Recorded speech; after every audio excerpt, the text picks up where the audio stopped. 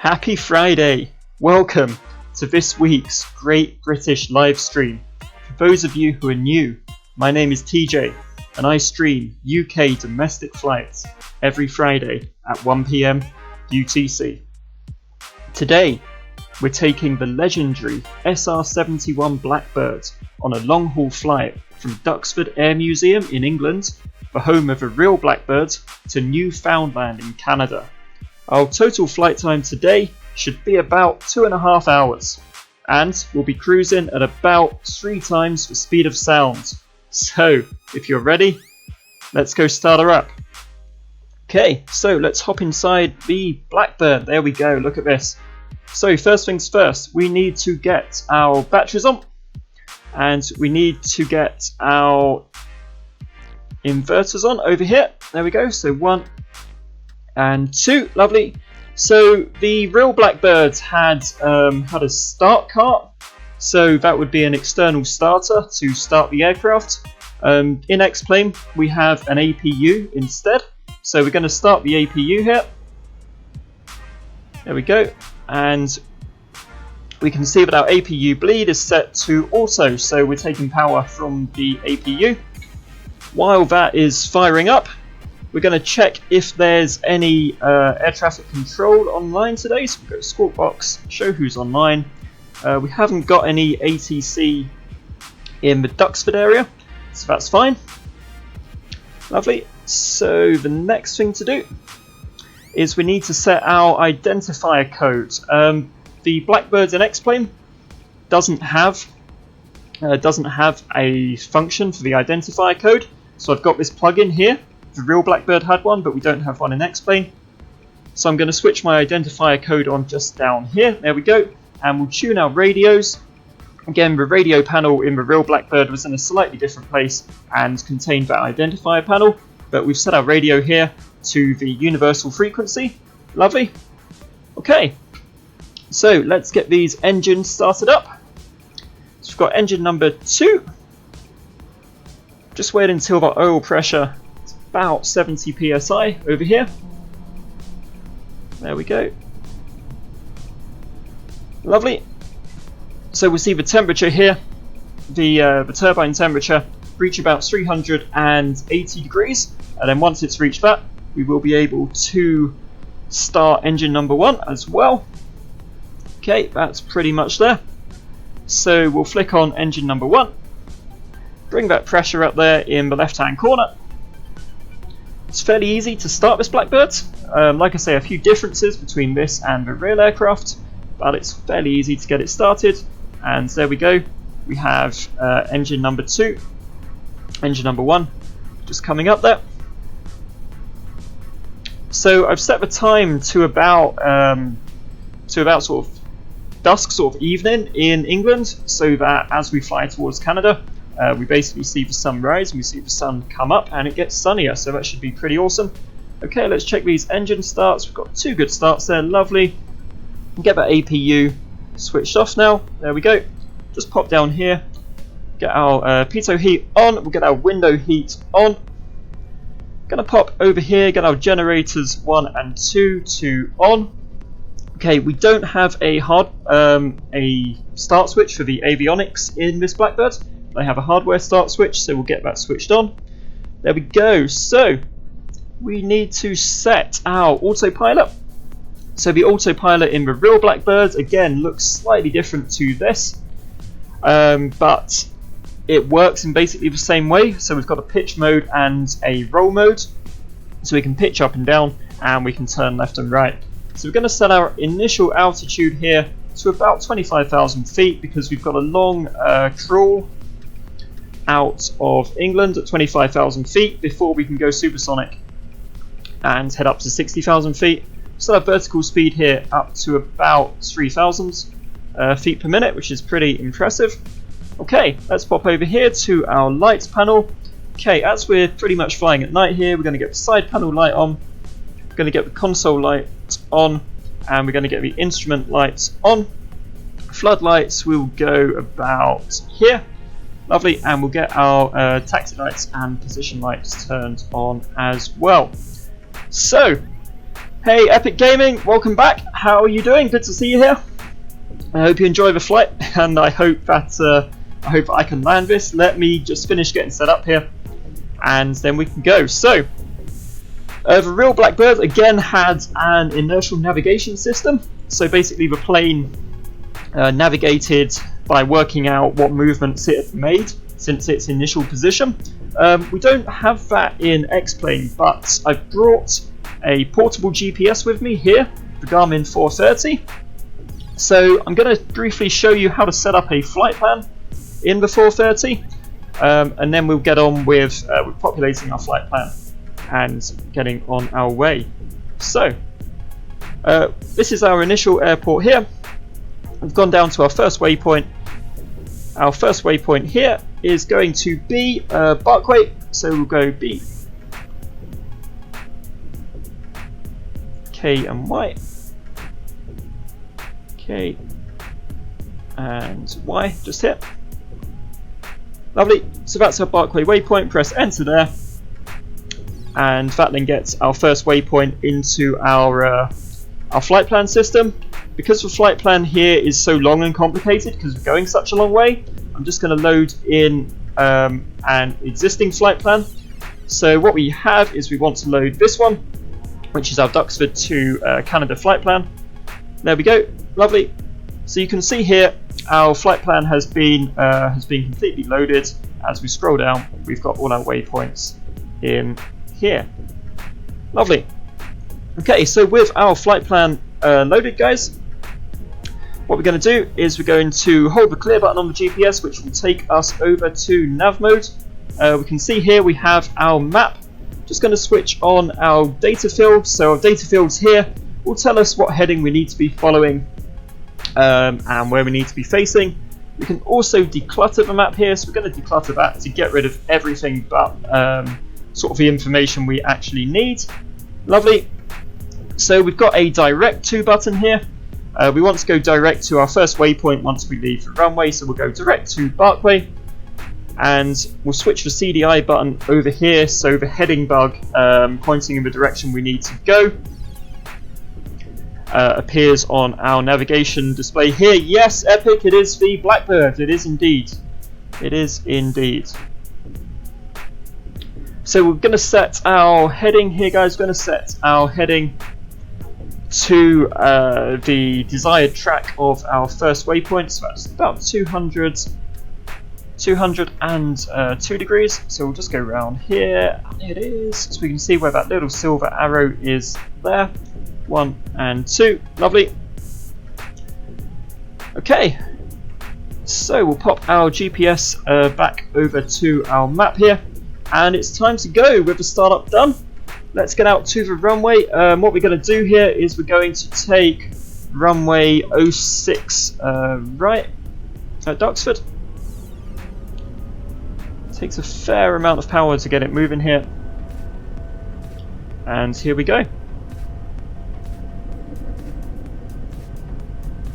So once we've taken off, as usual, we'll talk a little bit more about flight, about where we're going, about the plane itself, talk about some of the sort of the next flights that are coming up here, and then we'll get on our way to Canada. Lovely. Okay, so I'm going to switch on my airport navigation system here as well, just so I can see where we're going over to 6 right. And then once we're in the air, I'll get the GPS popped back up. So, okay, no problem, Epic. I will see you for takeoff, my man. No problem. There we go. As we taxi along here, and we're heading for the concrete runway at Duxford. We probably wouldn't get a Blackbird off of the grass runway here. We'll just about get it off the concrete one, I think, but it's obviously going to be pretty tight. Okay, just drop these throttles. Nice name. I'm on VATSIM, yeah. we're online on the VATSIM network. We haven't got any controllers online at the moment, but they'll ask us to contact them if any come online today. Okay, so I'll just get us lined up for the runway here. As we come round, just make sure we are lined up for the runway heading before we can get on our way here.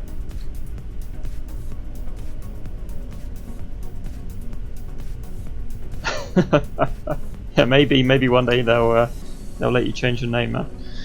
Okay, so let's get our GPS back up here.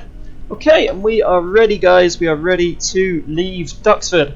So let's go full takeoff power. Takeoff power set. We'll get these brakes off.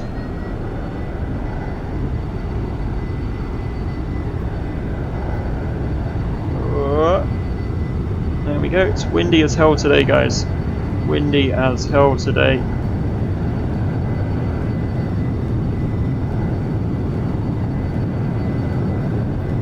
Okay.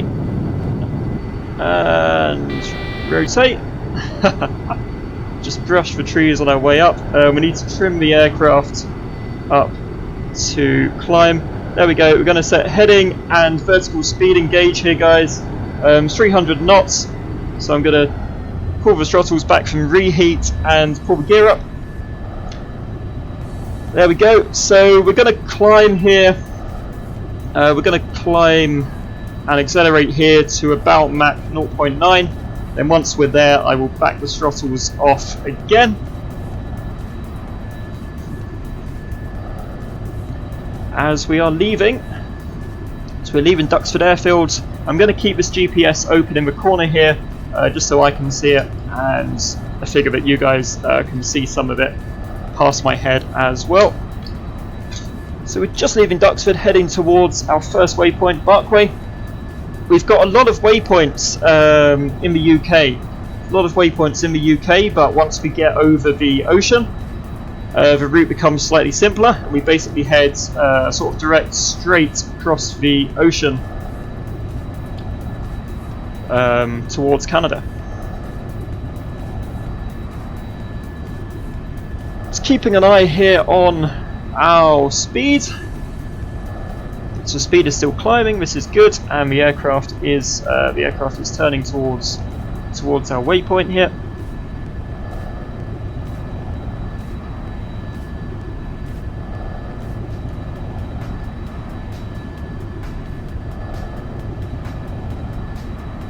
There we go. What I'm going to do here, guys, is I'm actually going to go direct to our next waypoint. There we go, and that should give us a track for that. So a track of about 267 here should get us turned in nicely. There we go, lovely. It's slightly more difficult leaving from runway 06 at Duxford. Just make sure we don't go too fast here, guys. That's better, Aidan. Welcome. If you like what you see, obviously drop us a like and subscribe to the channel would be absolutely amazing. As I'm just making sure our speed doesn't build up too much here, as we're just turning towards the Buzad waypoint. We've done that big sort of right turn. Thank you very much for the sub, Aidan. That is very much appreciated, man. Very much appreciated. As we are turning towards Buzad here, heading west out of the UK, guys. Ah, there we go, and that is your subscription has just appeared in Streamlabs there, Aidan. Thank you very much. Okay, so we're following our track here of let's pop that back a bit 40, 30, to 267. Lovely, guys, and we are on track. Just still keeping an eye on the speed, but we should be able to admire some of these lovely clouds these lovely clouds out here, guys. There we go. So, of course, as we are cruising here, a little bit about the real Blackbird. So it was developed in the 1960s by Lockheed Martin Skunk Works division.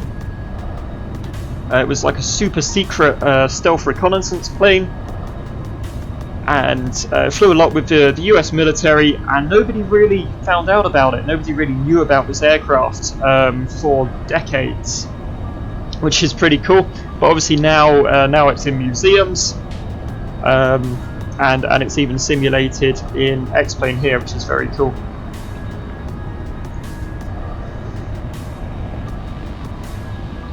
Of course, the simulation isn't completely accurate, like I said, but it's close enough to get a feel for what this aircraft would fly like. And it also takes quite a lot of skill to fly it as well. So I'm hoping that our flight goes well today, guys. There are some amazing books about the Blackbirds. There's a book called Sled Driver by an ex-Blackbird pilot. I think there's also like a Blackbird's operating manual, like a manual containing all the checklists, which you can also find on Amazon, which is very cool indeed. I'm just going to zoom out here. Cool, there we are. Just reaching our Buzat waypoint here, guys. We'll see if it picks up the next one. We might have to go direct to, because we did have that really wide sort of right turn there. Check our squawk code is fine, excellent, so everybody knows where we are. Yep, cool. We're going to go direct to our next waypoint here.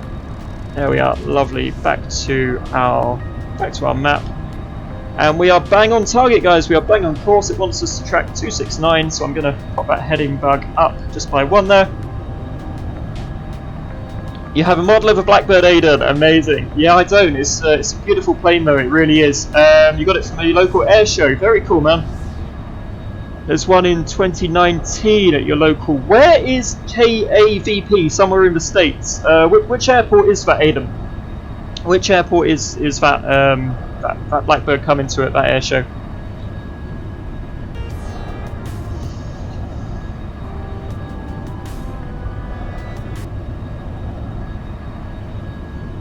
Of course, at Duxford, the airfield we've just left, there is of course a real Blackbird there, as I said. So please, guys, if you're in the UK, please pay a visit to Duxford and go and see the Blackbird there. It is absolutely amazing to see it in real life.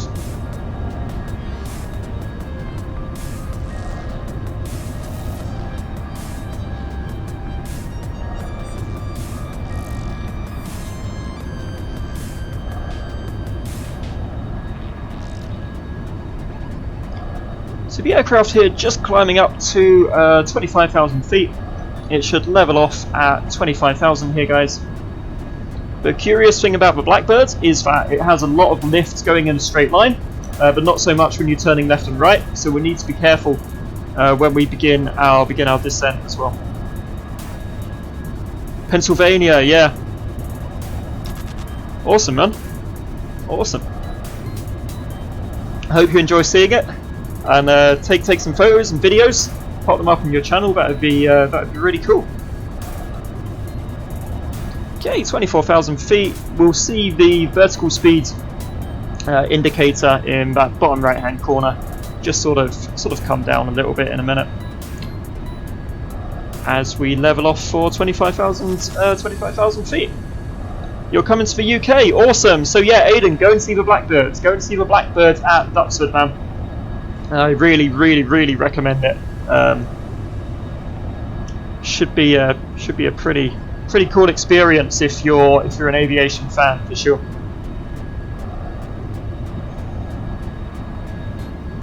Okay, lovely. So if we pop down to our autopilot here, you can see that vertical speed is no longer engaged because we've reached 25,000 feet. But our heading mode is still engaged, so we can still follow the heading. Cruising at about Mach 0.97 at 25,000. We need to stay at this speed.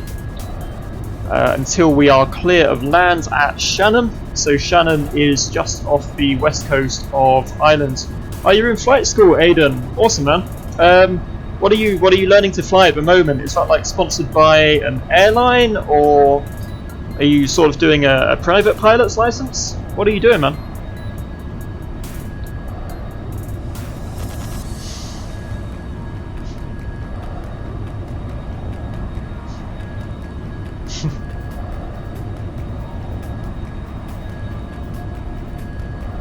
Cessna 172M, very cool, man. Very cool.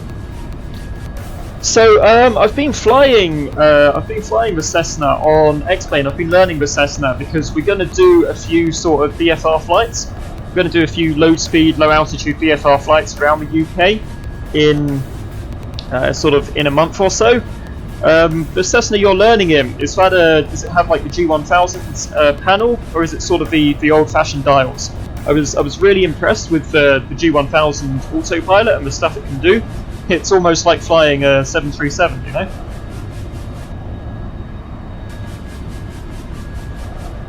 So you can see here the Mach is still climbing, but I don't think we have enough thrust to go supersonic. People will be very, very angry if we go supersonic over lands when we're on VATSIM, so let's not do that. The dials, yeah, cool. So a proper old Cessna. Awesome, man. Awesome. What license are you working towards? Is it just like your first license, or is it like your instrument rating, commercial rating, anything like that?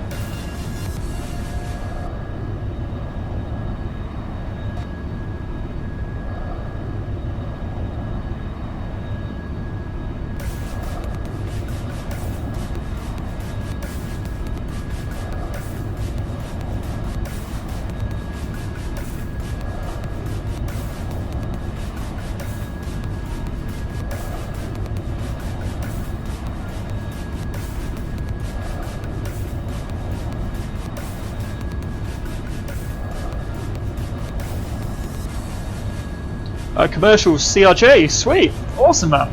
CRJ 900, very cool, man. That is awesome. What airline is that for?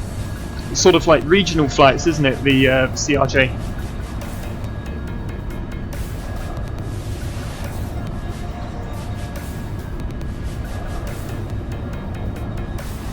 Okay, we'll just pop our taxi lights off. We no longer need these on, guys.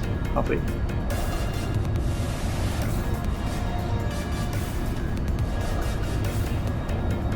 Delta Airlines, cool, man. Cool. I love how many like I've had a few sort of real pilots in here over my last few streams, because I've just started out, but I've had a few real pilots pop in. Hopefully they haven't judged my landings too harshly. But yeah, it's always cool to talk to someone who kind of does this for a living. You know, I like flight sim. I enjoy it. It's fun learning all the different planes. But I can't like fly a real plane. I took a few flying lessons in a Cessna 150 Aerobat like years and years ago, about 10 years ago. But yeah, I don't pretend to be a real pilot. I don't really want to be a real pilot. I'm quite happy with my job at the moment, but it's obviously a very cool career to have. From what I've seen on the pilots I follow on Instagram, they have a very interesting lifestyle for sure.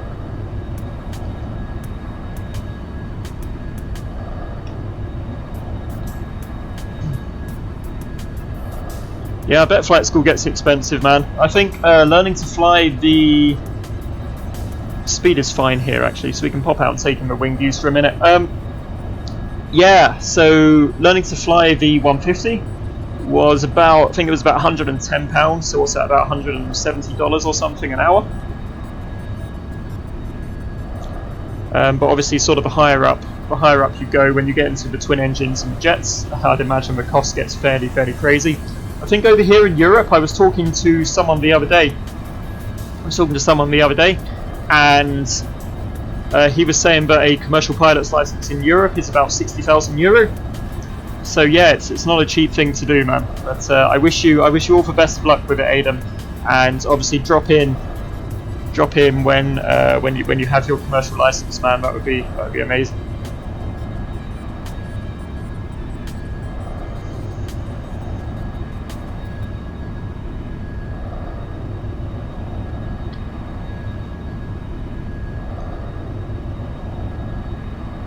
So we do have Nightbot in the stream. In a minute, Nightbot should post some commands that you can use to find out more about the flight.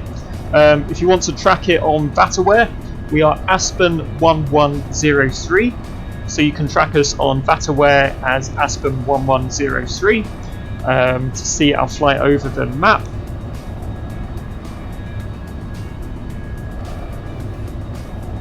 Currently, we are heading almost directly west, sort of over the West Country, and I believe sort of into Wales in the UK here.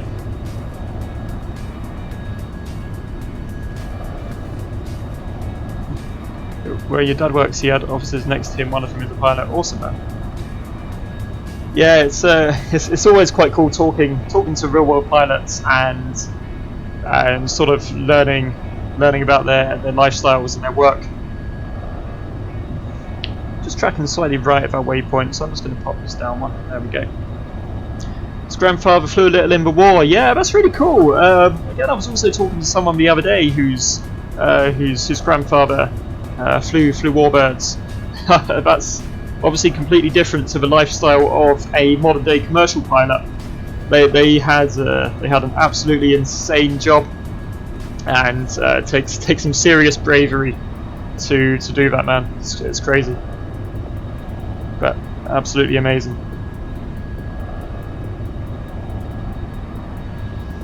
So in a minute, on the GPS, we are approaching our next waypoint, about 3.5 miles from it. In a second, we're going to have to track 283, so I'm just going to pop down here to our gauges. And there we go, track 283, 28, 1, 2, 3 guys, lovely, back to the wings we go, cool. So our next waypoint is Stu. Our next waypoint is Stu. They have some funny names for these waypoints. The waypoints, like as you go into Florida, as you go into Miami, are named after Disney characters. So you've got like a waypoint called Jafar, a waypoint called Aladdin, and that kind of thing, which is very cool.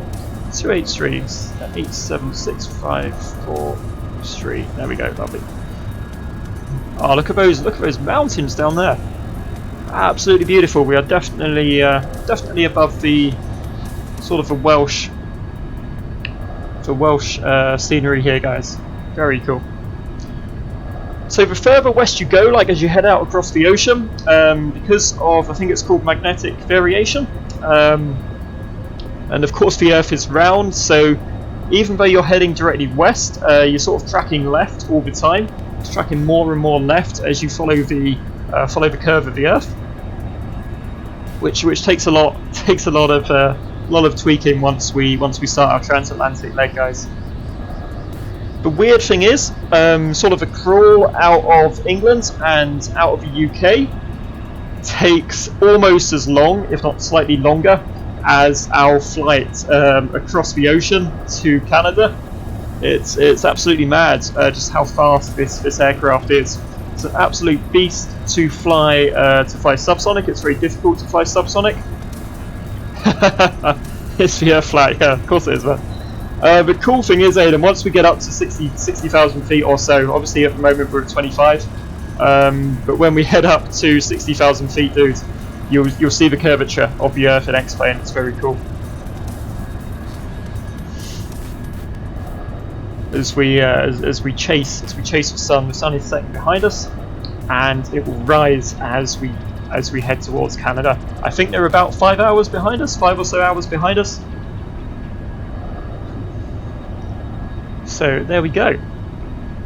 Okay, so our track is good, our speed is good. We're about 45 miles from our next waypoint. I'll say this again once we're transatlantic, but once we start that leg of the flight, we'll actually be covering about a mile every second. Once we hit max 3, We'll be covering a mile every second, which is just mad.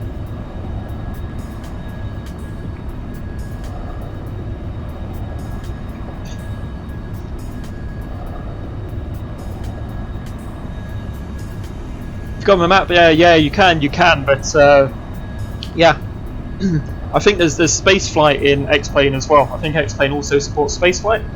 I've never tried it. Like, I've tried landing the space shuttle. That's kind of cool.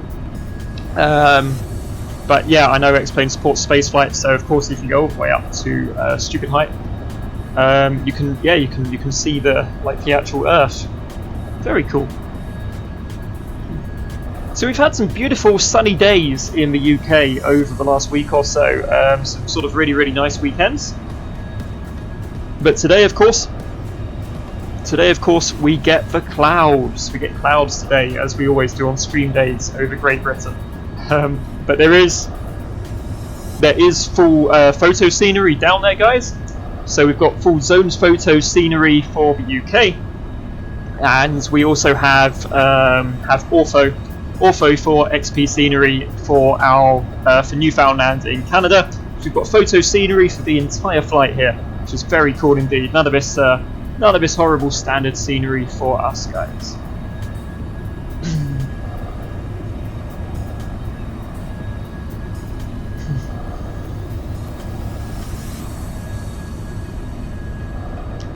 I quite like that in the corner of the stream because I've got my GPS open, sort of everybody can see where we're heading, which is kind of cool. Helps you guys track the flight without going on VATSIM as well. Very cool.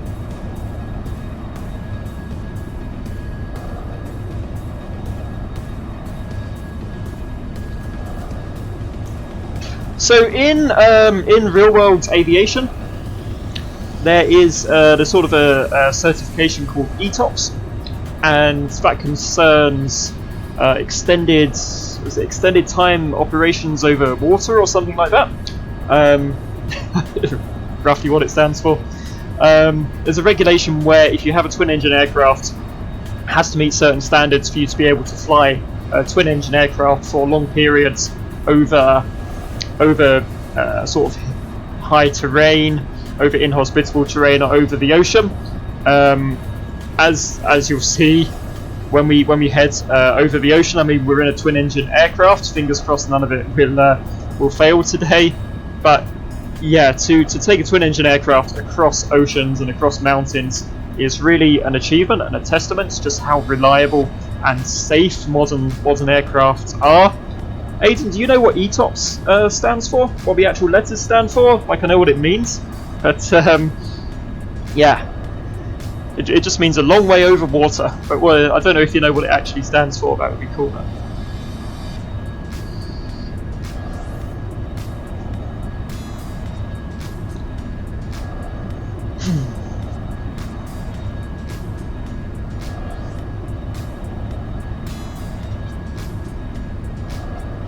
So we've got some. We just had some traffic around there on our universal frequency.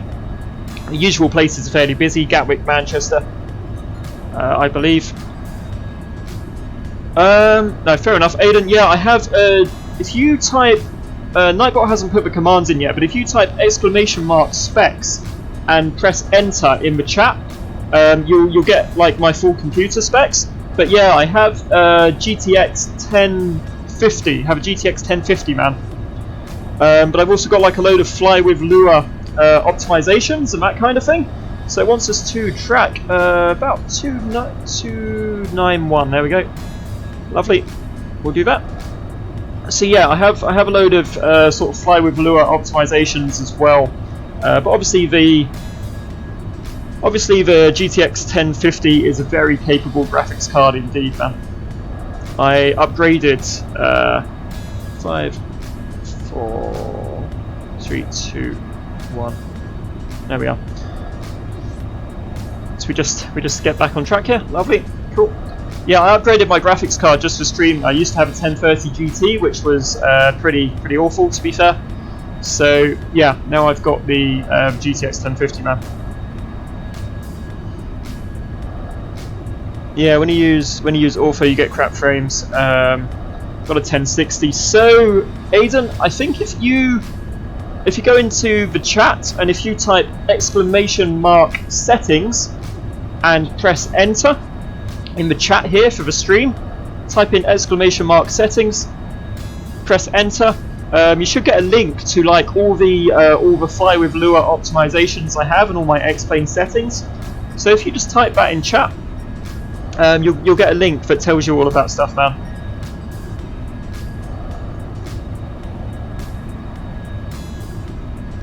There we are, lovely. And if obviously !specs will tell you my computer specs as well, but that is the link to my sim settings there, man.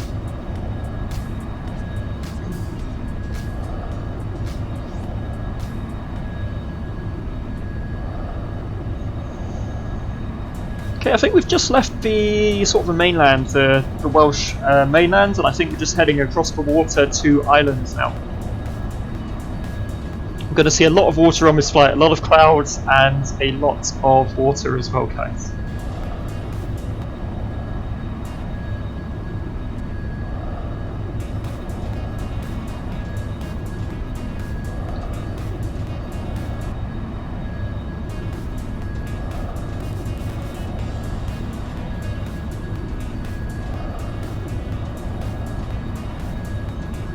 Go, lovely. So we are tracking nicely towards our next waypoint in 8 miles or so. Cool.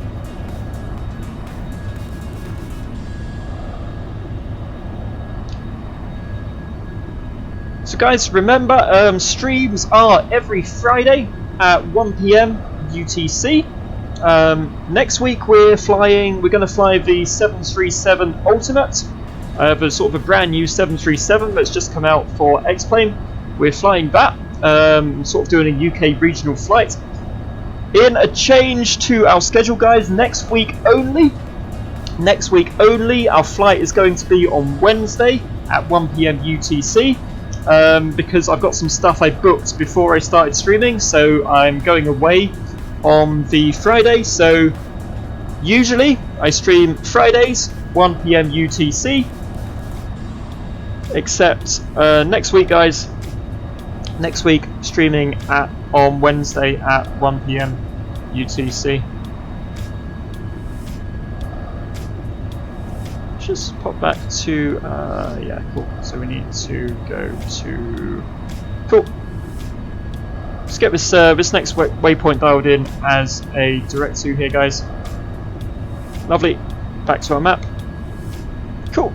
Tracking correctly for our next waypoint. Sometimes if you're sort of slightly east, slightly west of a waypoint, the GPS won't automatically go to it, but we are tracking nicely towards our next waypoint here. 90. Let's track A9. Cool.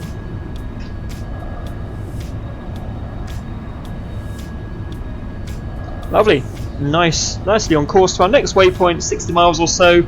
I think we've only got a couple more before Shannon, before we can open this aircraft up and go supersonic.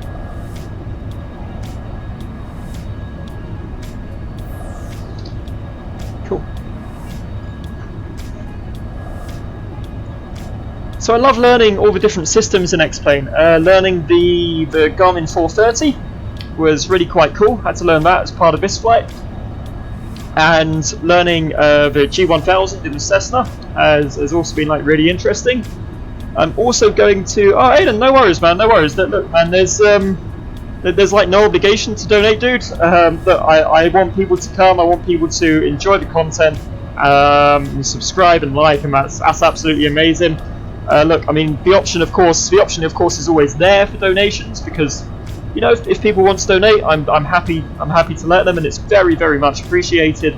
But there is, you know, this isn't my job, man. There is absolutely no obligation to donate. I'm just glad you are enjoying.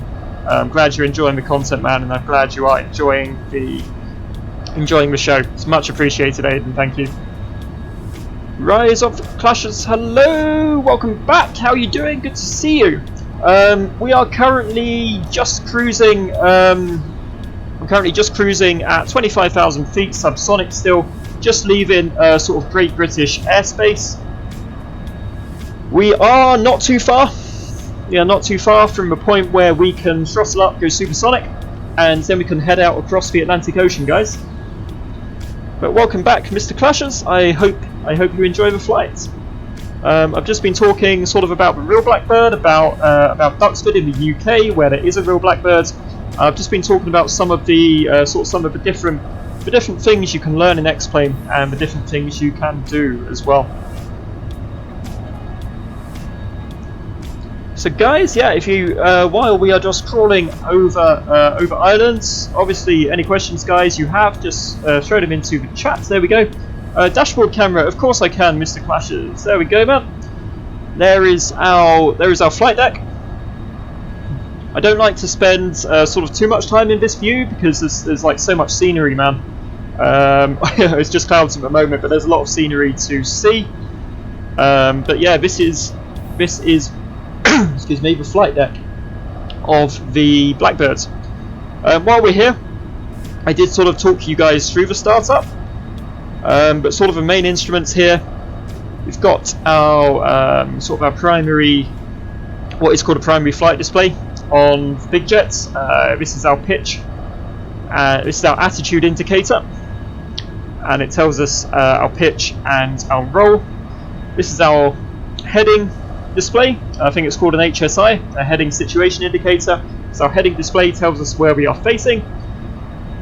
So our vertical speed indicator on the right hand side tells us if we are climbing or descending. Just next to that we have our exhaust turbine temperature, which is currently a very, very toasty 570 degrees. Got our indicated airspeed in the top left corner just here. And if I pop to a close up here, we've got our altitude here, 25,000 feet at the moment, and we've got our Mach reading, so that's our true true airspeed, currently sitting around Mach 0.98, so just subsonic. Got a little radar here, sort of a rudimentary radar, doesn't really do a lot and I'm not really using it. Wants us to track 288, so we can turn the heading knob to track the desired heading. On the Garmin here, it displays our next waypoint, the heading we should be following, compares it to our actual following, and just buried in the corner, I think it's just below the sort of the sub bar at the bottom, it tells us our distance to our next waypoint as well. I sort of took you guys through sort of roughly how to use the Garmin earlier on.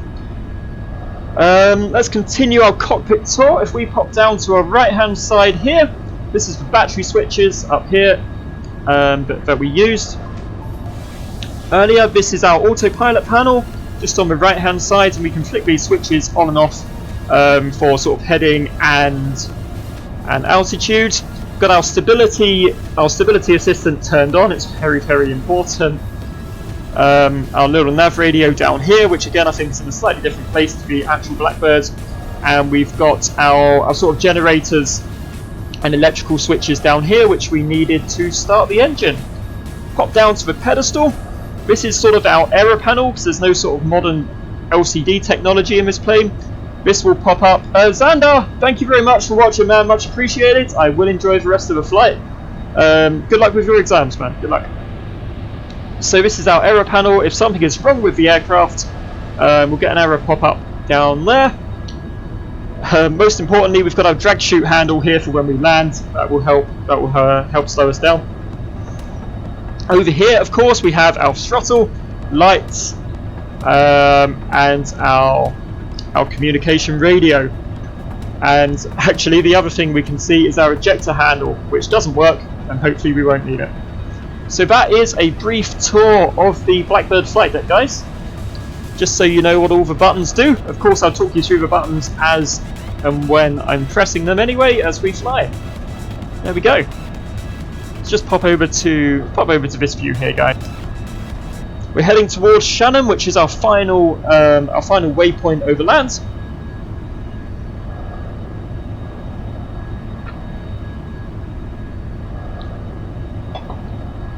Once we hit Shannon, we'll go supersonic. Oh, we're about 43 minutes in here, and we are just leaving the UK.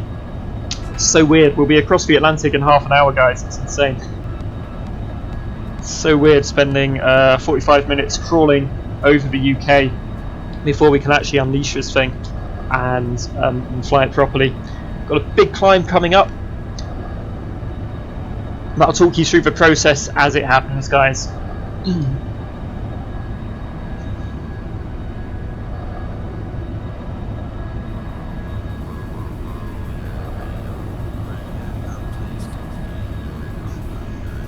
So yeah, guys, any questions about X-Plane, about flying, anything like that, now is probably a good time to ask, as we are about 35 miles from our next waypoint.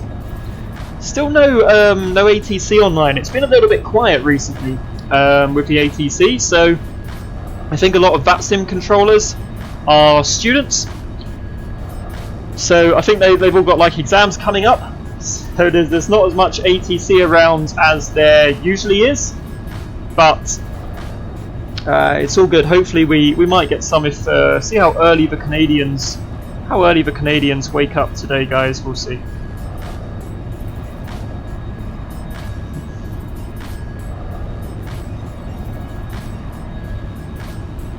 I'm told that the guy who controls the oceanic airspace is a little bit strict, so we will see.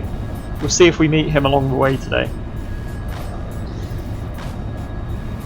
Aiden, yeah, there is a company called Boom that are building supersonic jets. Is that past the concept phase yet? I'm not sure how far along it is. I know I've seen sort of concepts of it and that kind of thing. There's a guy asking, is he Reach 31?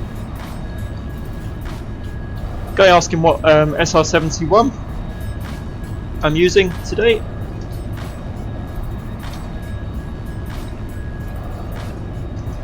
There we go, tell him it's using the X-Plane default, surprisingly in depth, but you need portable GPS and portable squawk.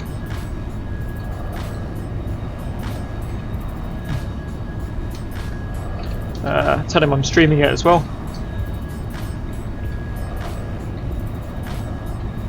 Lovely.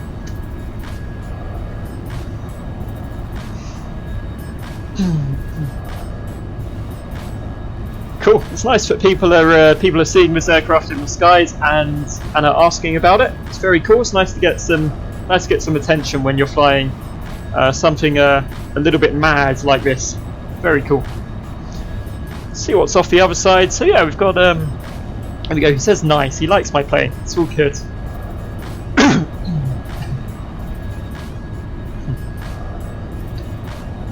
So yeah, awesome. It's nice to get interaction on VATSIM as well as on YouTube. That's really cool.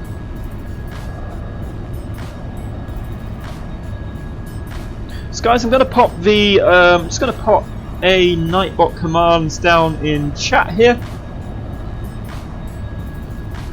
There we go.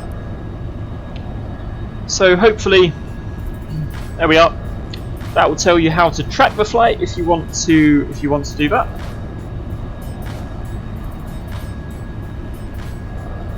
So we're 6 miles from Shannon, guys. Once we are at Shannon, we will need to pop up the map, and you can see here on the map, as soon as we are clear of the water, clear of the land, sorry, and over water. Ooh, I don't like these new terrain colours. Do not like these at all. As soon as we're over water, we've passed the land, we can throttle up to supersonic speed. So yeah, when you're on VATSIM, you see another plane, so you can download like a pack for VATSIM. There we go. Past Shannon, lovely. You can download a pack for VATSIM. Is it Bluebird? I think it's maybe called the Bluebird pack for VATSIM. And what that does is that matches pretty much every plane that everybody has. So I've got it, and if you're flying on VATSIM, if you've got, I think it's this Bluebird pack, it will accurately represent every aircraft. I believe, Aiden, if you don't have that pack installed, you're going to see a lot of Alaska liveried 737s and Cessna 172s. But there is that plugin, there is that pack you can get for your squawk box that accurately represents what every aircraft is as well.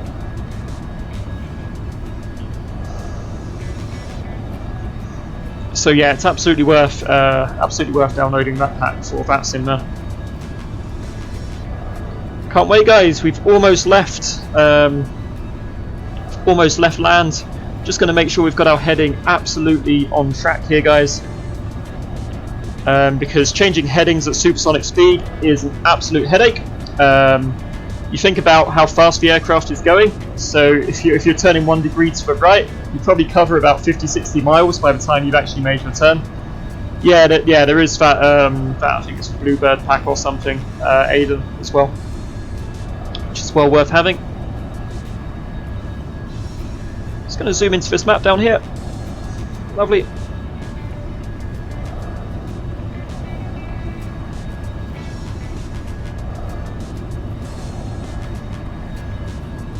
Okay, so as we can see, aircraft is progressing nicely over island. We've got this little this little bit of land down here. Just going to wait till we're completely clear of that before I throttle up as well.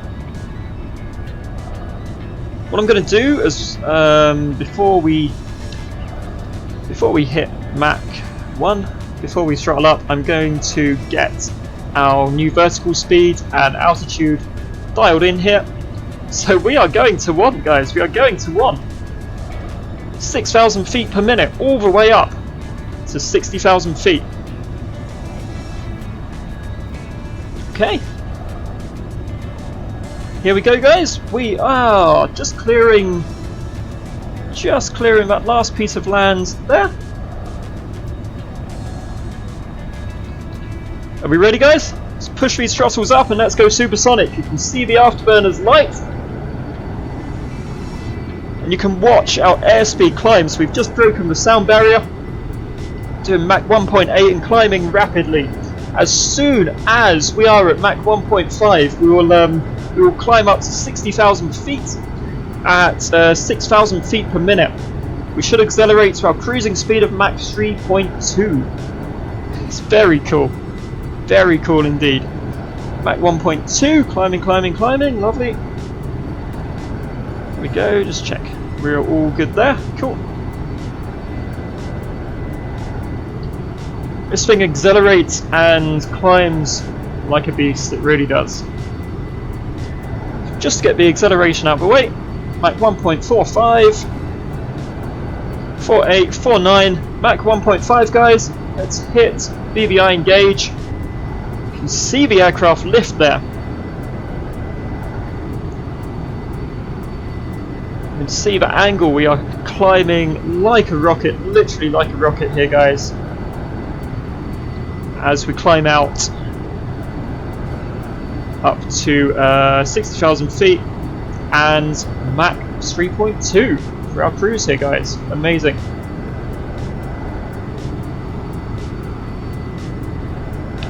When we pass 55,000 feet, I'm going to reduce our vertical speed to about 2,000 feet per minute, just to help the aircraft level off a little bit, because it does tend to sort of bob up and down if you're climbing at 6,000 feet per minute and then suddenly ask it to level off.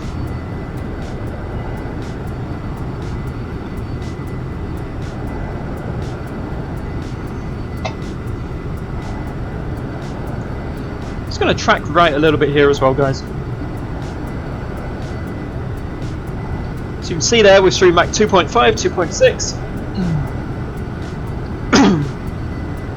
Crossed, what have we crossed? 30,000 feet? Cool. Yeah, crossing 30,000 feet, but you can see the rate the airspeed is building. See the rate that height is building, and see how much the aircraft is moving around as we accelerate through here, guys. Absolutely amazing.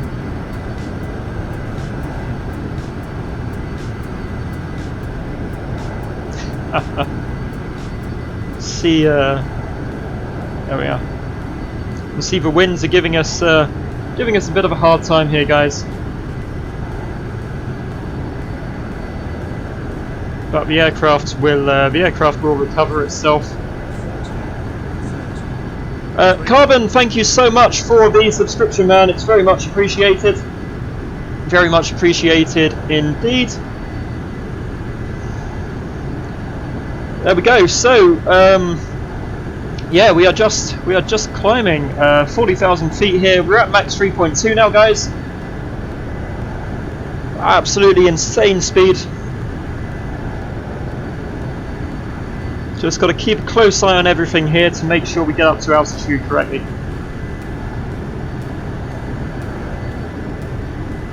When things go wrong in the Blackbird, they go wrong very, very quickly indeed. You go from wearing blue jeans to brown trousers. But touch wood, fingers crossed, everything will be fine here. 44,000 feet.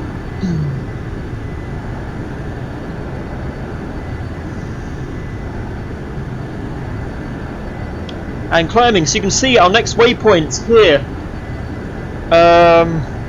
is about 15,000 nautical miles away. Adelva Pilot, hello, welcome to the stream. I hope you're enjoying it. We're currently covering a mile every second now, guys. Insane. There's a lot more live streams online of X-Plane. You chose this one. Yeah, thank you very much, Aidan. It's much appreciated, man. Hopefully, you know, hopefully I'm entertaining. Hopefully, I'm entertaining you, man. Tried to pick some interesting flights for us to do. Maybe I'll go to streaming twice a week as we build this channel, but I'm not going anywhere, man. I'll be streaming here every Friday, hopefully entertaining you guys as well. Thank you so much to whoever has subscribed today. It's much appreciated, guys. Very much appreciated. Okay, we're at 50,000 here. Just watching this altimeter, purely so I can reduce our vertical speed as soon as we hit about 55,000 here. 253. Climb rate of this thing is mad. Can you guys hear me over the engines? The engines are very loud, but hopefully you guys can hear me. And I've set up my my Streamlabs correctly. Eh? 53, 54,000, 1, 2. Okay, I'm going to start reducing our vertical speed here now, guys, to 2,000 feet per minute. Much more civilized final climb. Vertical speed set to 2,000 as we cross 55,000 feet here. Awesome.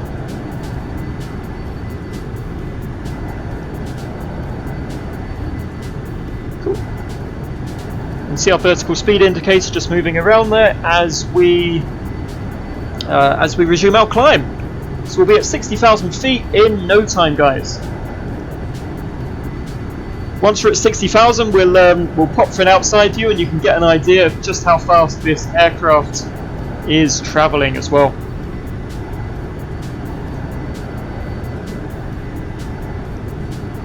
$56,000 feet, almost at 60,000, guys. Almost at 60,000 here.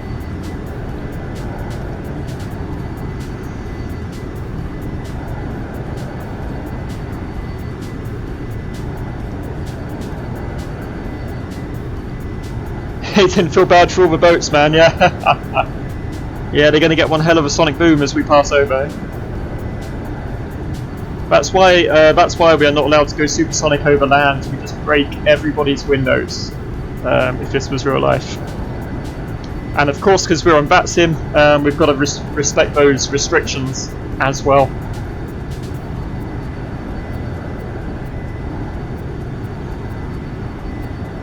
It's going to track left slightly here, guys.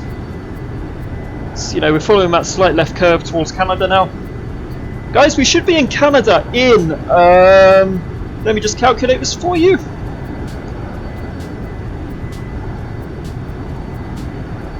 So, at a rate of about 1 mile per second. Guys, we should be in Canada in 23 minutes. Remember how long it took us to leave the UK? We're going to cross the Atlantic Ocean in 23 minutes here. Absolutely mad. Absolutely mad. I love it.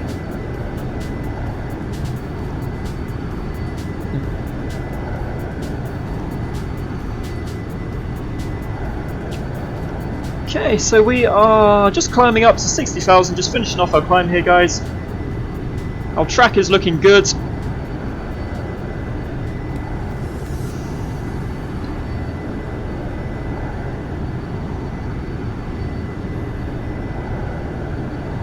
There we go, and we are levelling off here. Lovely.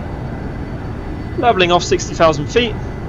Okay, so let's just pop outside here, guys, for a second. It's much quieter, isn't it? You can see us just streak past. Look at that. Awesome. Awesome, guys. That's how fast we are going at the moment. By the time you've seen us, we are gone. Incredible. Incredible. Aiden, yeah, so there is a G meter in the aircraft.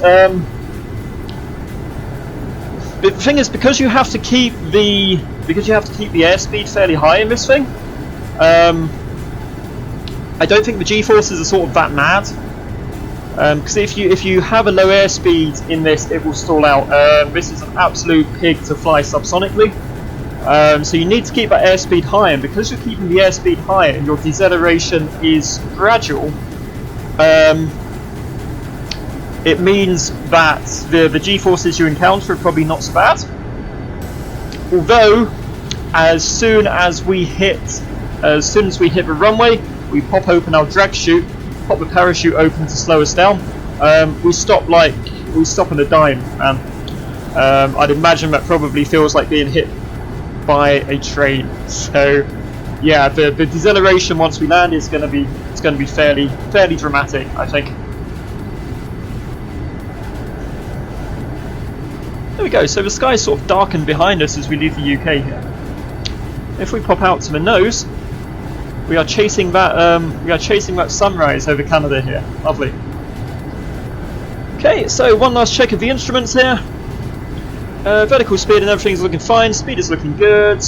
Okay, guys, let's enjoy these views off the wings for the next 20 minutes or so before we reach our waypoint at Canada, and we have to start slowing down and descending as well.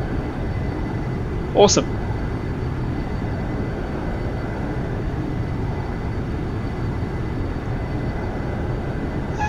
I'd like to do more flights in the Blackbird. I'd like to do sort of more long hauls in this aircraft, but the problem with it is, of course, like I keep saying, you cannot fly it supersonically over land.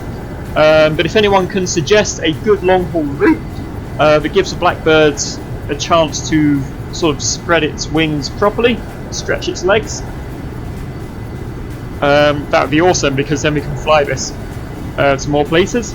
So look at Fly Live up there, about 60,000 feet, 1,400 miles away, and decreasing every second. Very cool indeed. There we go, cool. We are slightly limited on where we can take the Blackbirds, obviously with a sort of basic navigation equipment. It's very difficult to fly SIDS and stars. Standard instrument departure and standard terminal approaches and that kind of thing. It'd also be almost impossible to stay in a holding pattern as well. So we only take it to certain airports. See, there is a a blur. Do you mean the clouds in the background? Yeah. So that's because we're so high up. Obviously the draw distance draws clouds in the background at sort of slightly less detail, which keeps our frames nice and smooth, so it's all good.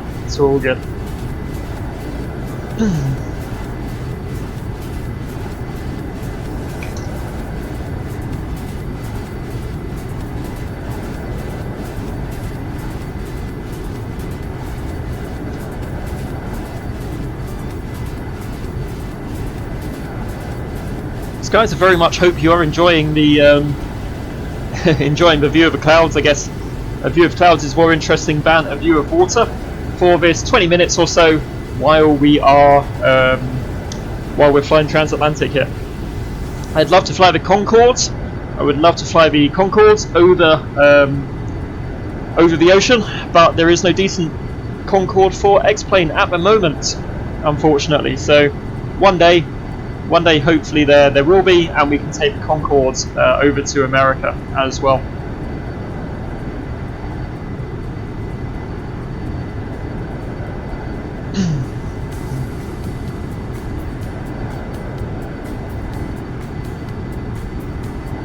Yeah, I know, right? Yeah, that's the heading hold, Aiden. So You got to think that I don't know what the winds are at this altitude, man. I don't know what the winds are, but in order to hold that heading, yeah, in order to hold that heading against the wind, it can only adapt so fast because of the sheer speed we're doing. So yeah, it does tend to rock a little bit at this altitude in heading hold mode. I think sort of that's slightly a limitation of X-Plane and its autopilot coding. But yeah, it's fairly gentle, fairly gentle tilt, right? You have a Concorde that goes fine like the real one. Awesome. What simulator is that Concorde for? Is it for FSX? Is it the FS Labs Concorde? I've looked at that. It looks quite decent.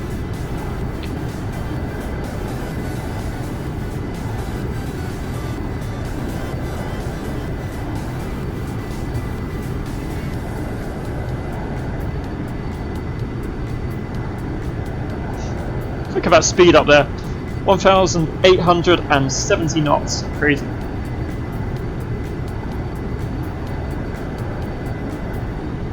Alright, what's the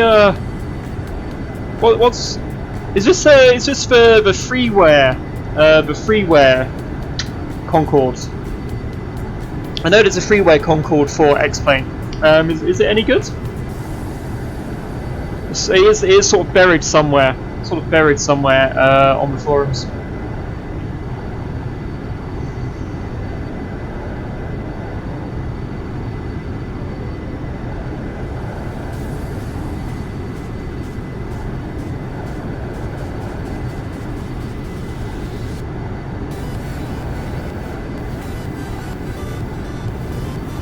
Okay.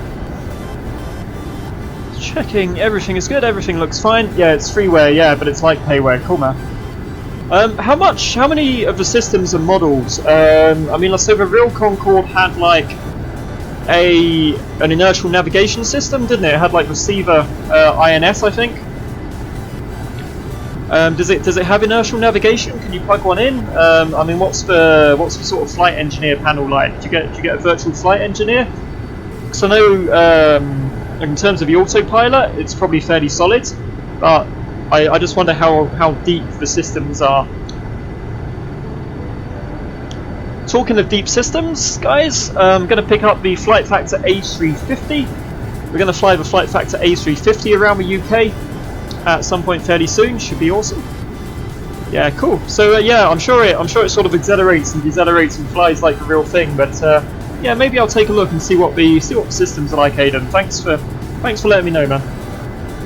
So Aidan, what planes do you like to fly on X-Plane? Do you fly airliners or sort of Cessnas, that kind of thing? What do you like to fly? Where do you like to fly, man? I mean, I'm hoping that you'll fly the Blackbird after this, and I'm hoping that my sort of tutorial will be fairly useful for you, man. Just going to pop back here, adjust our heading just by one here, guys. There we go. We probably covered like 400 miles in our left turn there.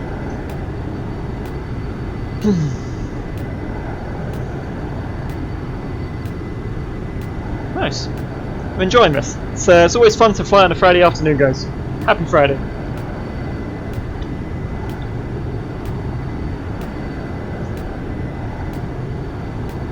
Cessna CRJ regional flights. Cool, man.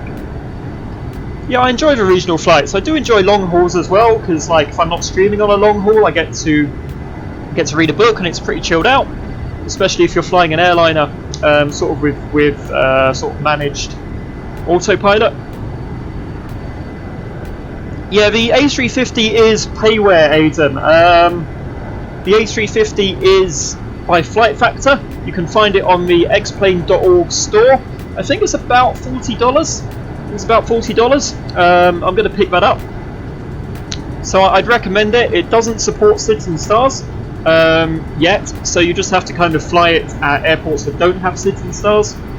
If you're looking for an Airbus to fly, I'd recommend the Tolis A319 on the X-Plane store. And if you're looking for a Boeing, there is the Zibo 737.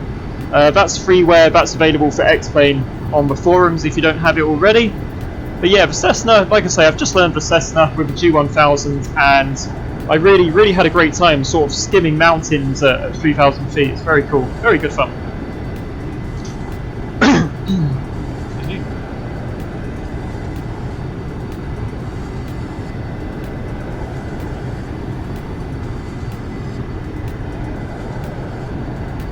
Yeah, the CRJ is $40 as well. Apparently there's a sound pack for the CRJ. Is it the BSS sound pack for the CRJ? That sounds amazing. So if you don't have the sound pack, I've seen it on streams and it looks really cool. So yeah, I'd get that as well, man, if you can.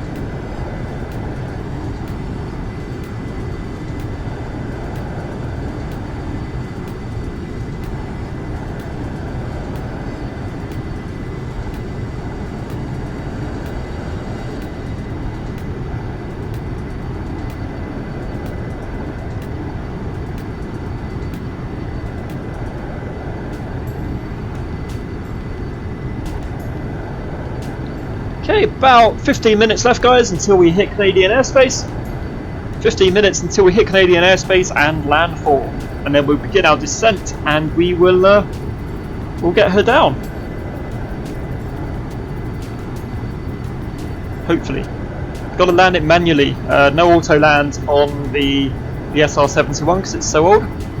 So fingers crossed for that.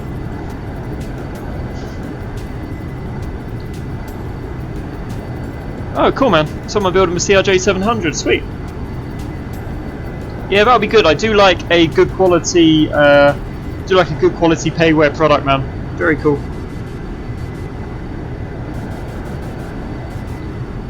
Just gonna pop it out. There we go.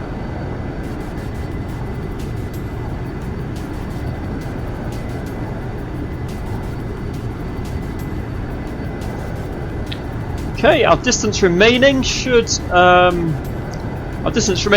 next waypoint is just dropped below 1,000 nautical miles. So just below 1,000 seconds to our next waypoint here, and our next waypoint is in Canada.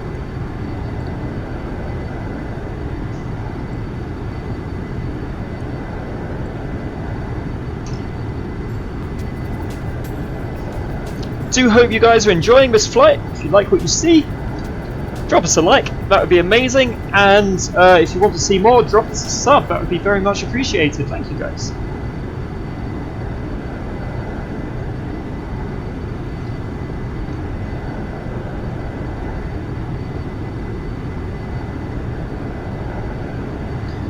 The sort of the crazy thing is, once we descend, our first step descent is down to 30,000 feet at Mach 0.9. So when we descend, we'll descend to 30,000 feet, Mach 0.9.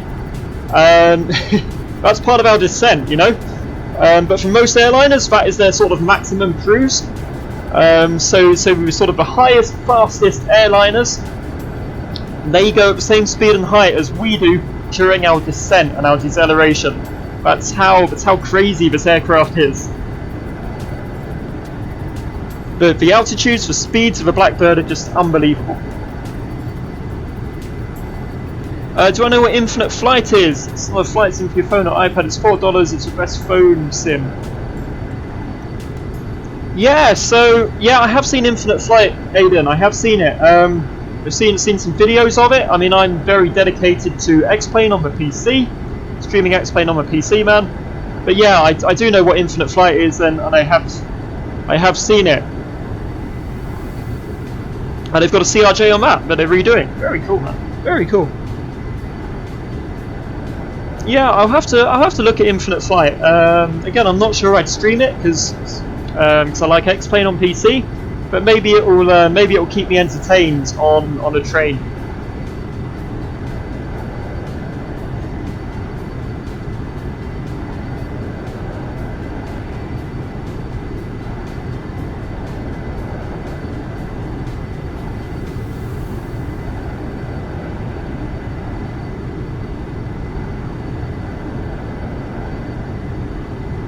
So on Infinite Flight, Adrian, do the airliners have do they have an FMC? Do they have flight computers, or is it sort of just a basic autopilot on there? How deep is the simulation on Infinite Flight?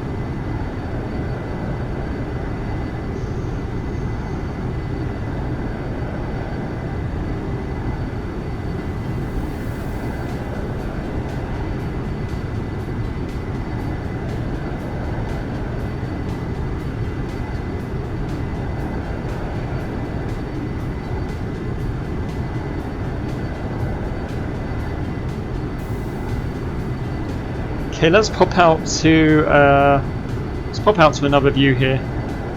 What do we reckon? Let's say that view, or the nose. Yeah, we'll go with this view. This view for a little bit here, guys. I have to pay for multiplayer. $10. No moving panels, so it's basic. Fair enough. I guess that's okay though. I mean, I know there's a mobile version of X-Plane, but slightly more in depth.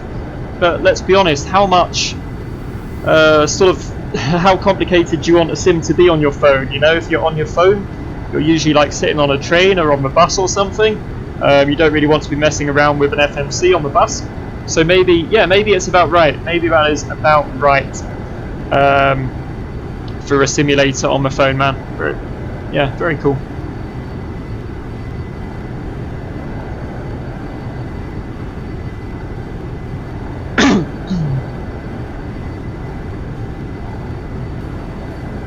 Yeah, exactly. Cool. Cool, Aiden.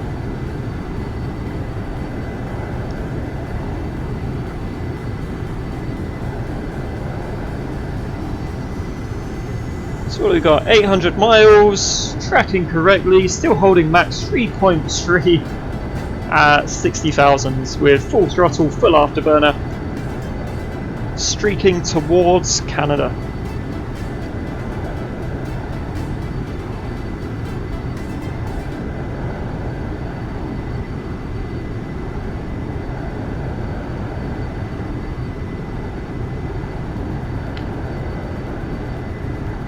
Like I say, it would be awesome if we can get some air traffic control once we hit Canadian airspace here. It'd be nice to talk to someone. Long hauls, apart from you guys, of course, that is awesome. But it'd be nice to talk to a controller as part of this flight. So it would sort of add that extra authenticity to the experience, I think. So just going to track slightly left again here, guys. It's 280. Yeah, exactly, man. Yeah, your phone would explode if you had buildings and moving panels and stuff on infinite flight, I think. I mean, phones are powerful these days, though, aren't they, man? Phones are powerful. Like the Samsung Galaxies, is it? They have like a 4K screen. They have like the same screen as my television. 4K screen and some stupid like 10-core processor or something like that. Phones are sort of obscenely powerful these days, man. But not quite as powerful as a proper desktop PC.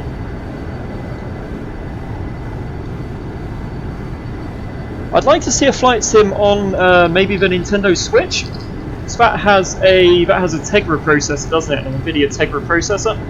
So I feel like maybe that would lend itself to sort of a flight simulator similar to a PC. I mean, hey, you can get Train Simulator on the Xbox, right? So, you know. Global scenery for infinite flight. Wow. Yeah, I'm sure that is a lot for your phone to download, man. You would not want to download that on a metered data connection, would you? So this is the in-flight meal, guys. This is the in-flight meal mini roll.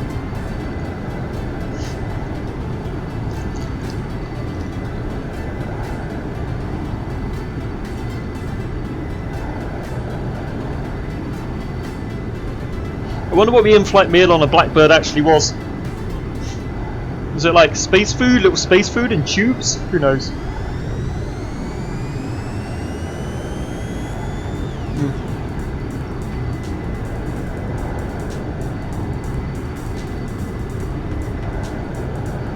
Exactly, Aiden. I mean, if you can turn the scenery on and off, like not display it.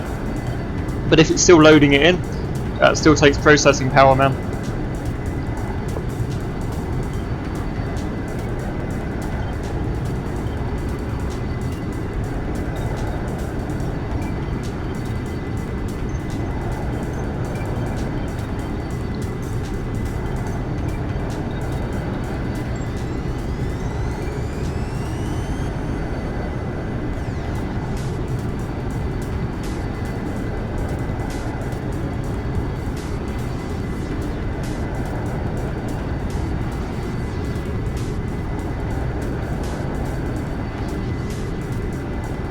So finally, Nightbot does his job, guys. Nightbot does his job and posts a list of commands that you can use in chat So if you type these commands in chat, guys, type those commands in chat, and Nightbot will tell you more about my PC specs, about the current aircraft, tell you about the planes I have in my hangar, scenery I've got for the UK, plug-in settings, and obviously the link to the flight tracker. So lots of things you can find out about the flight by using those commands down there in the chat box, guys.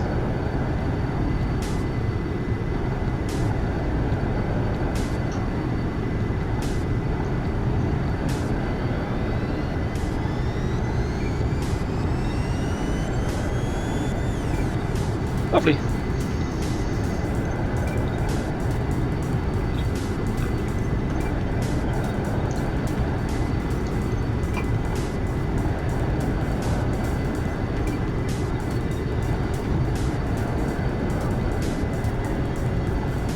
So yeah, this is like the only long haul we have planned for a while. It's the only long haul I have planned for a good few months.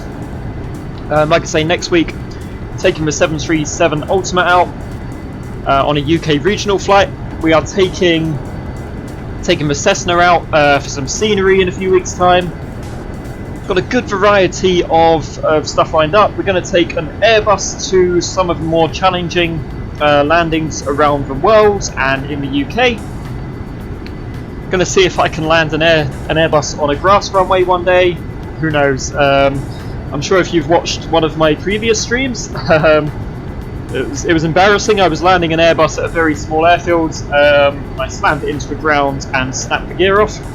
Got it on the second attempt. Got a beautiful landing on the second attempt. But yeah, I'm hoping that the more challenging landings we have coming up go a little bit better than that, guys.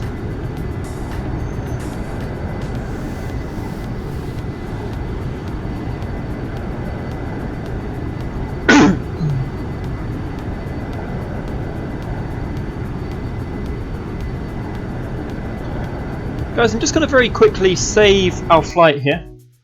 There we are. So just in case anything does go wrong with it,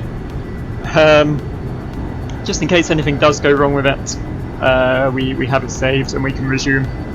X-Plane does not have autosave. I feel like I'm at the point now where, fingers crossed, the reliability of this stream and the sim is fairly decent, but we can never be too careful, right?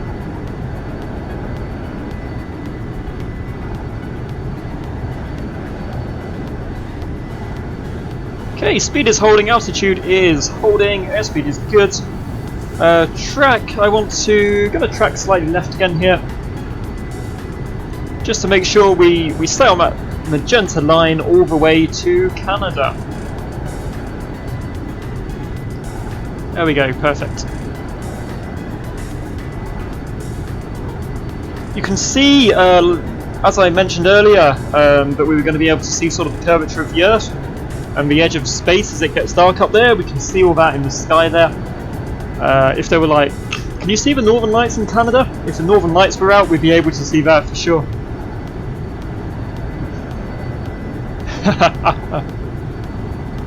Awesome, Aiden. At a baseball game you were playing, an A380 came over. You couldn't take your eyes off it because they're amazing. Yeah, they are. There is no A380, a good A380 at the moment for X-Plane. There just isn't one, man. But I'm told there's one in development. I'm told a guy called Matt, is it? A guy called Matt is developing a good A380 for X-Plane. So I am very much looking forward to that. Should be awesome to fly that aircraft there.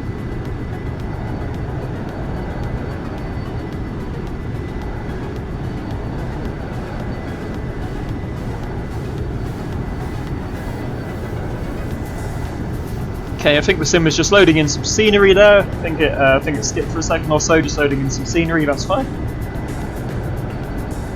I don't know how much scenery it has to load. We are literally above the sea. It's loading in more sea. Cool.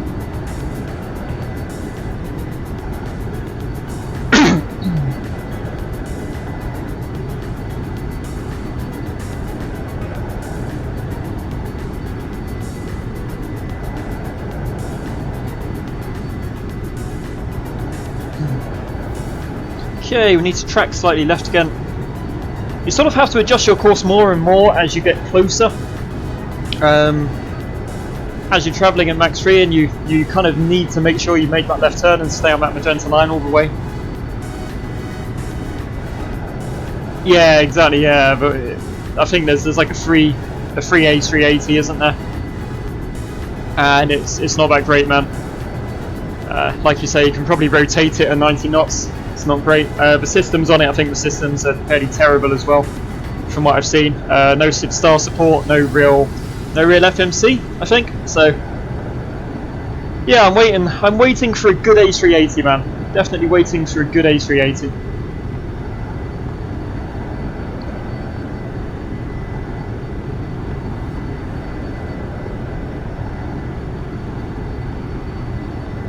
Alright, let's just pop out here. Let's pop out back to the wings for the final part, the last sort of 500 miles or 500 seconds of our journey across the ocean here, guys. Honestly, those clouds don't look that like they don't look that low down. They seem to be pretty high up, those clouds. I don't know what height the cloud layer is at, but I would imagine if you're at 30,000 feet or so, you'd probably be in thick cloud at the moment.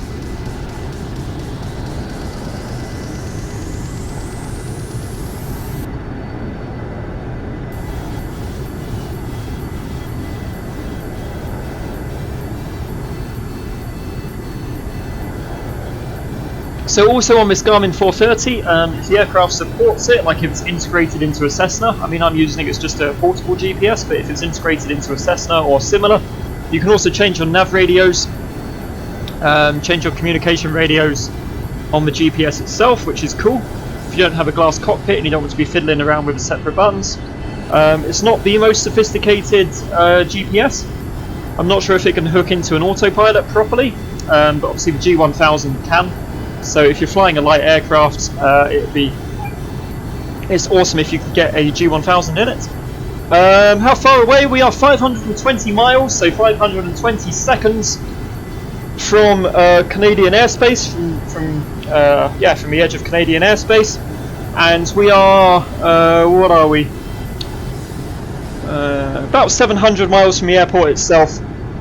So we're going to do 500 miles, the next 500 miles at about max 3, and then we've got, we're going to go subsonic after that once we hit land at Canada. And then we've got another couple of 100 miles as we descend. First of all, we'll descend to 30,000 feet, and then we will descend to 5,000 feet, and then we'll fly into the airport from there. It's going to change that track. There we go, lovely. So what's 500 seconds? A little bit less than 10 minutes. A little bit less than 10 minutes until we descend, till we reach Canada and we descend, guys. Oh, dear me.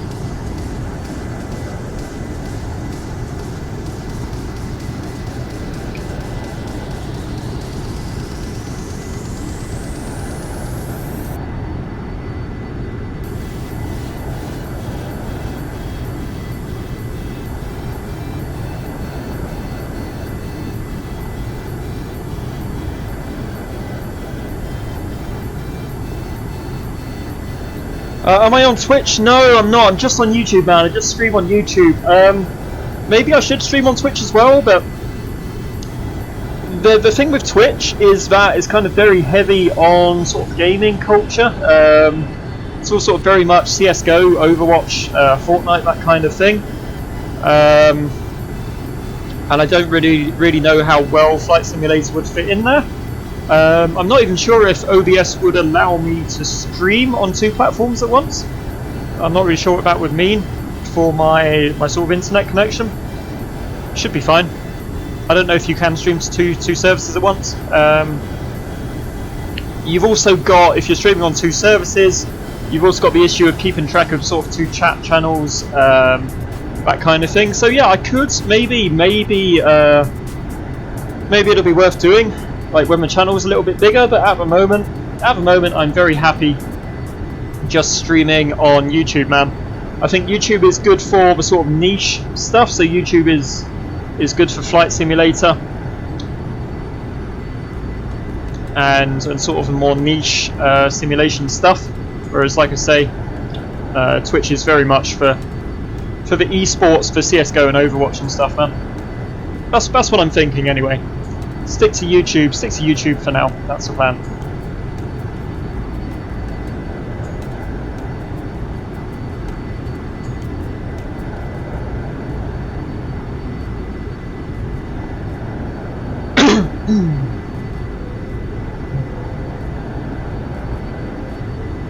Yeah.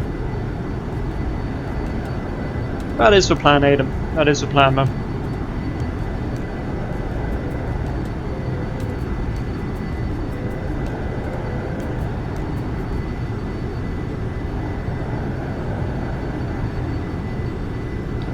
Okay, cool. Almost time to descend, guys. Almost time to descend. Just a few minutes left. Got all my notes here. If you look at the flight plan on Battleware, like the comment section is about a page long for this flight, just to sort of tell everybody sort of what steps are I'm taking on this flight. It's quite a long, complex route to take.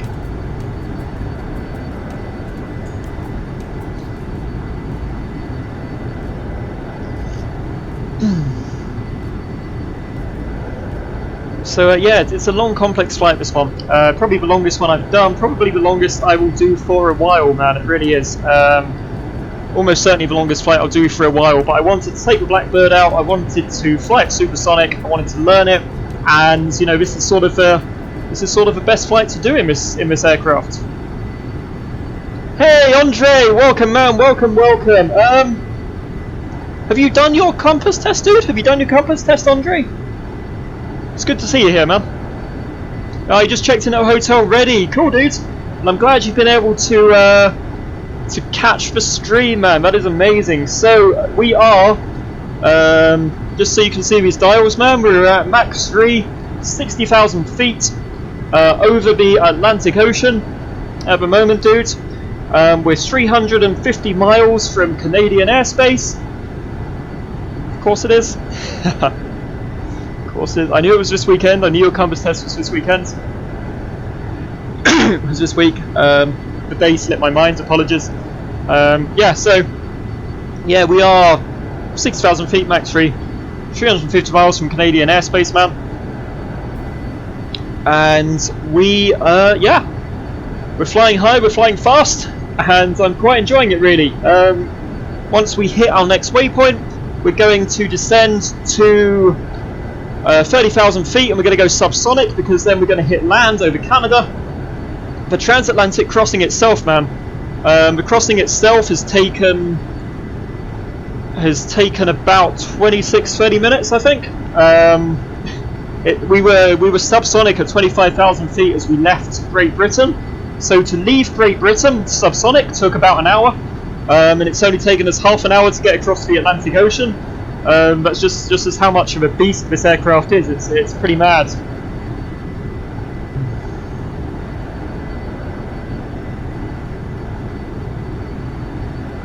How are you today, Andre? Anyway, is your hotel nice? What's it like, man?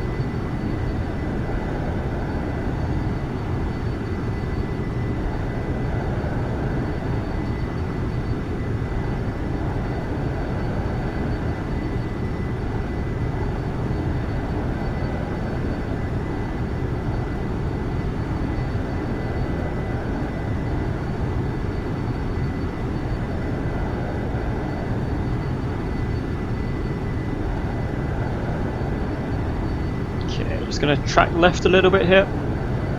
4, 3, very carefully. You're a bit tired, but the hotel room is great. Cool, man. How long was the journey? How long was the journey to the hotel, dude? At least you found yourself somewhere nice to stay, right? It's all good.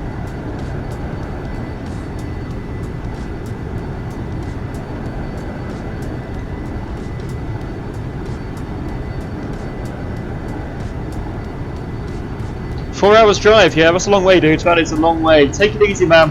I think there's about another 30-40 minutes left of the stream. 30-45 minutes left of the stream. So chill out, man. enjoy the stream, watch the landing, cross your fingers for me. That would be amazing. And yeah, enjoy the views, dude. Enjoy the stream, and just take it easy, man. And you know, fit in some revision afterwards, I'd say.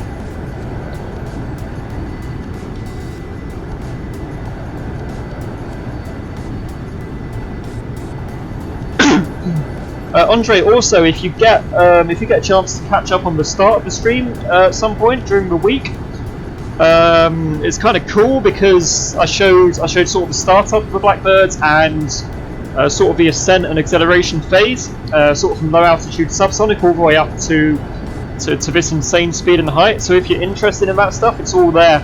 It's all there at the start of the stream, man. And of course, what you're about to see all the descent procedures and the landing and that kind of thing as well. Yeah, it is the default. It is the default laminar research Blackbird, man. It is the default laminar Blackbirds, but surprisingly, like, it's fairly in depth. I talked about it earlier, but it has the same autopilot modes, which are basically just pitch and roll. It's missing the It's missing the INS. It's missing the inertial navigation, which is why I've brought this portable GPS with me. But that's really the only differences. I mean, some of the radio panels are in a slightly different place. It's just sort of minor stuff like that, really, dude. So it's really pretty damn good as default aircraft go. 7 to 12 hours to North Carolina, Aiden. That's insane, man. America's a big country, right? You see how I live in the UK? It's a small country. I mean, it takes 8 hours, I think, to drive from like the bottom right to the top. But nobody ever does that. Like, you fly or you get the train, which takes like 4 hours. But yeah, America is a massive, massive country, dude. It really is.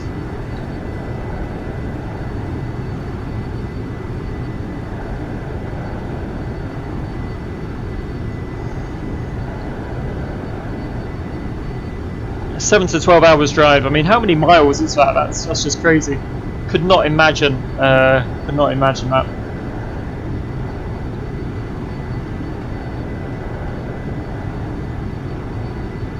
Russia, yeah, I know, right? Jesus. Yeah, Russia's a big place, man. But isn't most of Russia like empty? Isn't Russia a bit like Australia, where it's pretty much like wasteland in the middle, like uninhabitable, and like the only civilization is around the edges? Is that the same in Russia as it is in Australia? That's not a bad idea for a flight, actually. One end of Australia to the other. Who knows? Maybe in the Blackbirds, as if there's going to be anybody living there to disturb, right? We will see. We will see. I think this long haul will satisfy my desire to fly a long haul for a few months yet, and then we'll go back to our usual regional stuff from next week. Just a quick note, Andre, dude, and anyone who's just joined and is watching. Usually, yes, the streams are Friday 1 PM UTC as usual, but next week's stream, because I had a load of stuff booked, so I'm busy on my Friday, so next week's stream only is going to be on the Wednesday. It's going to be next Wednesday at 1 PM UTC, and we're flying the 737 Ultimate next week.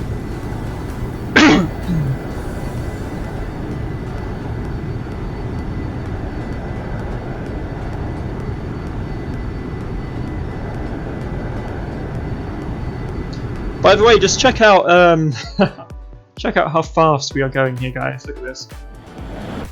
Mad, if you hadn't seen that already the last time I did it. Crazy. Very cool, very cool.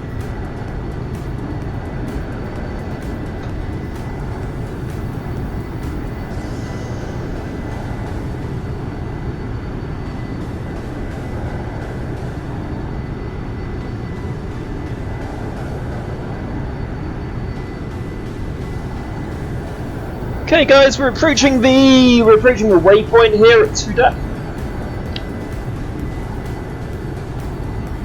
Tracking pretty much directly next to it. We're about 138 miles away from our next waypoint, so 138 seconds. Is there now a pack to upgrade these smoke trails? Yeah, I'd like that. I have looked, but I I can't find one, Aiden. If you could point me in that direction, that would be incredible, man. I'd really appreciate it. Thank you, dude.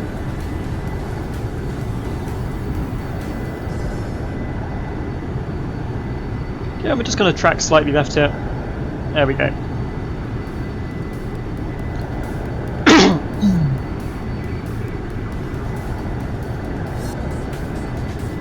Thanks, Aiden. Appreciate that, man. That'd be really cool.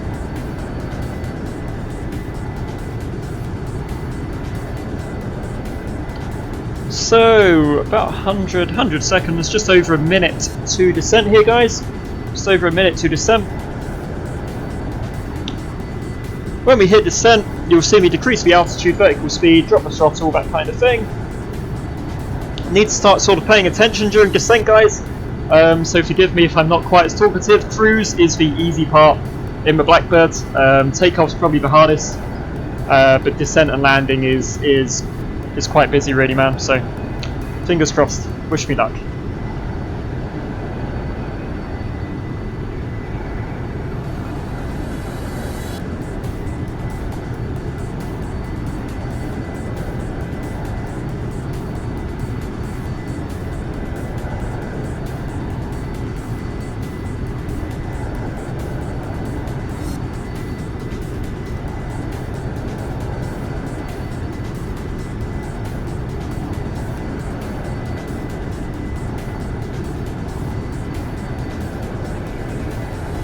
Okay, what is it, 80 seconds, looking at 80 seconds till descent.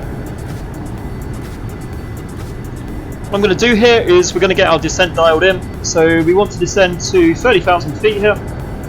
45, 39, 33, scroll down here. Okay, we're going to descend to 30,000 feet, guys. Our vertical speed is going to be minus 6,000 feet. Lovely, Aiden. Lovely, man. Isn't technology amazing, dude? So we've got our descent data dialed in. That's some thick clouds. Got our descent data dialed into our autopilot now.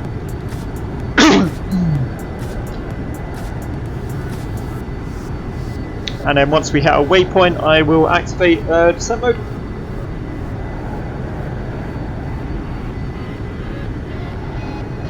I hope that it's visual flying conditions at Canada. I hope that the cloud base is not too low. This thing you can tune an ILS, but you'd have to manually fly it, and that's pretty damn hard. Okay, wants us to track 253. Yep, so let's do that. Which is kind of over here. Okay, guys, so let us start our descent. Let's engage that. We'll drop the throttles now. You can see the afterburners have gone off. Descending to 30,000 feet at minus 6,000 feet per minute. Throttles have gone as we are turning towards the airport here. Descending towards the airport here.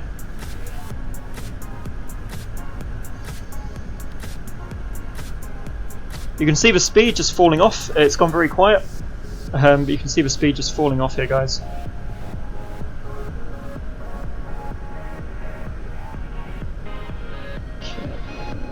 60. There we go.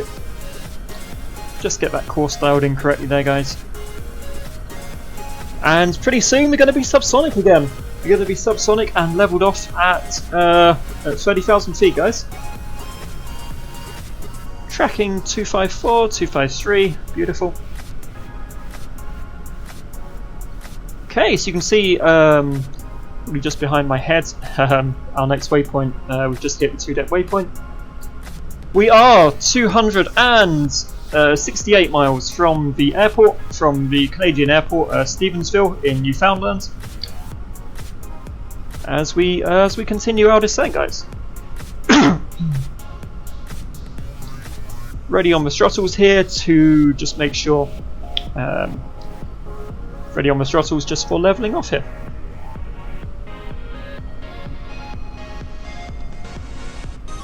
So we've already slowed down to Mach 1.7, Mach 1.8. Considering we were, I mean, where is the G meter? G meter is it about, does that say 3G? Yeah, you're right. Aiden, the deceleration is pretty steep, really. Pretty steep, man. Okay, so the GPS has our correct waypoint and track in there, that's all good. 48,000 feet and falling out of the sky.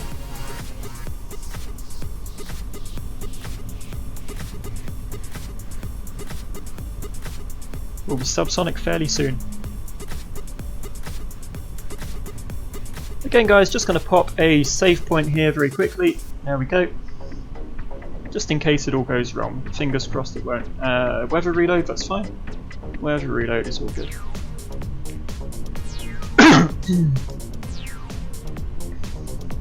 See the aircraft shaking as it slows down. It really does not like to go slow this plane at all.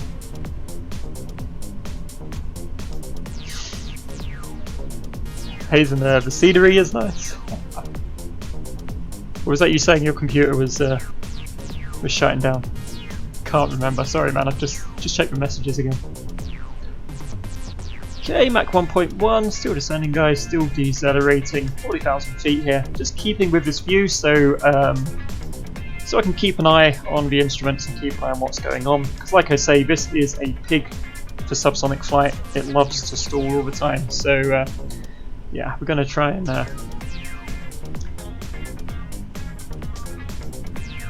Going to keep an eye on it as much as we can here, guys.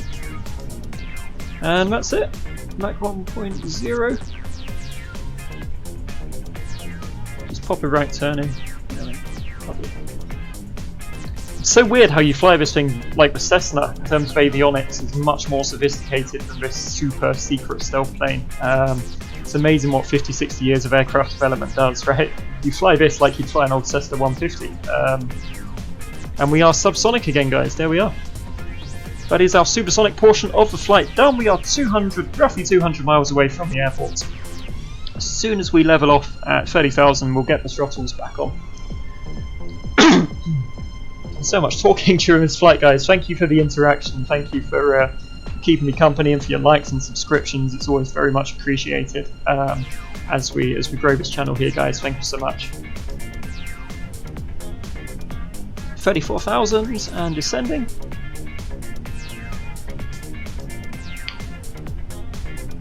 Yeah, I mean, we're basically doing our indicated airspeed is only 310 knots at the moment. Crazy. But of course, Mach 0.9, roughly around there. So we'll see that vertical speed needle in the bottom right corner of our view there, guys, start to decrease. Don't lose your voice. I know, Andre, it'd be terrible given my job, right? I mean, I'll go in next week and I'll be like, sorry guys, I can't talk to you, I can't lecture today. I've been busy streaming, you know what I mean? Okay, here we go. Vertical speed is starting to fall off here. Here we are, ready. Let's get these throttles back up. Just make sure we don't get anywhere near that nasty stall area.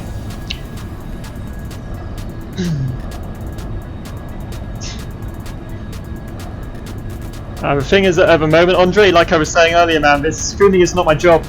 Teaching is my job, so I've got to look after my voice for teaching, right? I can't. But then even if I was streaming and I lost my voice, it would still be pretty disastrous, wouldn't it? There we go. There we go, man. Okay, leveled off 30,000, guys. I'm going to get our next descent dialed in, which we'll do at 100 nautical miles from the airport. 50,000 we're looking for. 5,000, sorry, we're looking for. 5,000 feet, and we want a descent rate of minus 2,000 feet per minute here.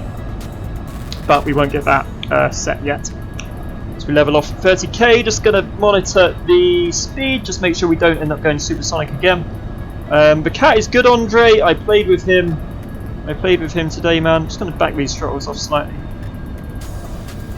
There we go. Lovely. Yeah, I played with the cat today, Andre.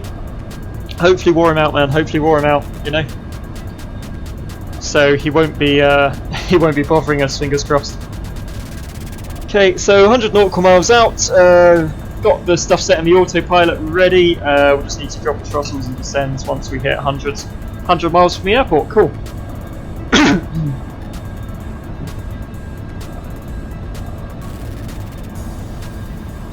So what I'm hoping is, at the moment, at 30,000 feet, we've got enough thrust to keep us moving forward at Mach 0.9 or so, but not enough thrust to go supersonic yet, which is fine. You know, we will want to bleed off speed as we descend anyway here, so it's fine.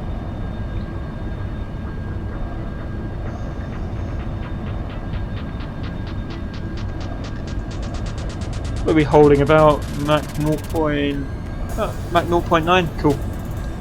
So much monitoring to do during this stage to make sure we sort of stay in that subsonic sort of a good place between the stall speeds and the supersonic speeds here.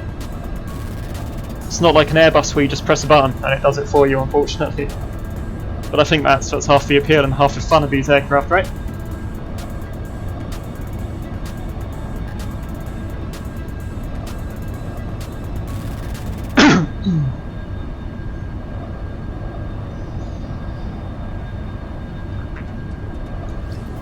Oh man, it's quite warm in the UK today as well. Sort of a realistic Blackbird experience almost. Being very warm on a long flight. There we go, guys. Lovely. 196 miles from the airport. I think I can trust that airspeed now. So what we'll do? Hey, Epic Gaming, welcome back. Glad you could make it, man. We are just descending. Sorry, we've just leveled off after our initial descent. We're at 30,000 feet. Just dropped subsonic again as we are descending towards the airport. The airport's just under 200 miles away at the moment.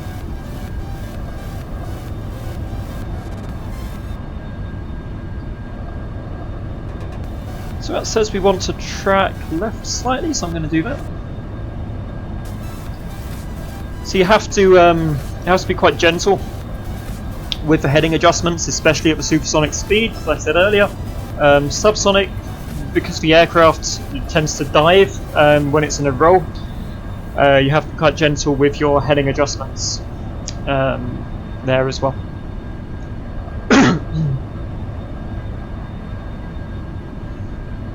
Aiden, yeah, of course, man. Yeah, you can't put links in the chat. Apologies.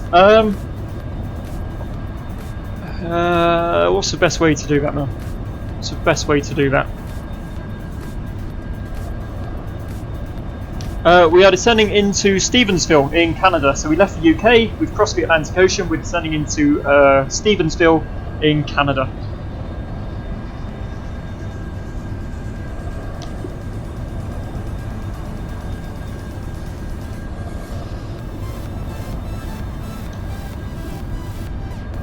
I think what I will do, Aiden, is I'm going to set up some sort of like direct message facility where you can drop me links and stuff, man.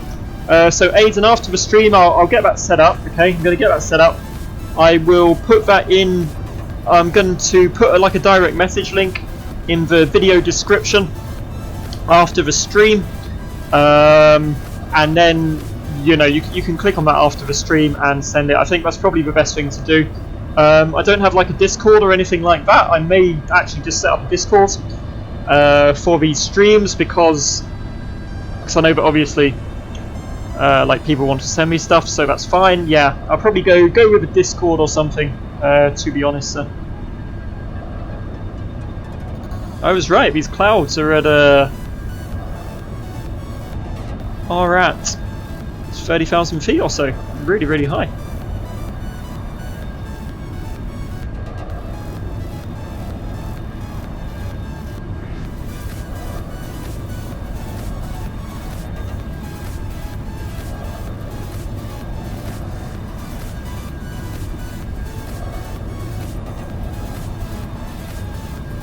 Cool, so what have we got? 170, 169 miles. You can see we are no longer covering a mile every second here, guys, that's for sure.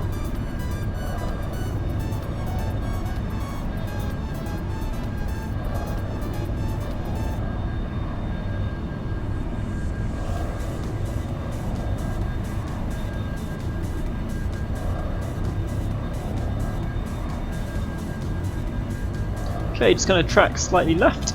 Lovely. We can yeah, what do we do?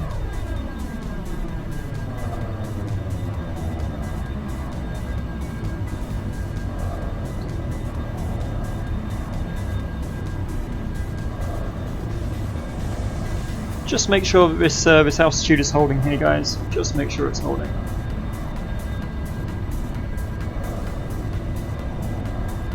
Fix for dark smoke in X-plane. Thank you, Aiden. I tell you what, I will look that up, man.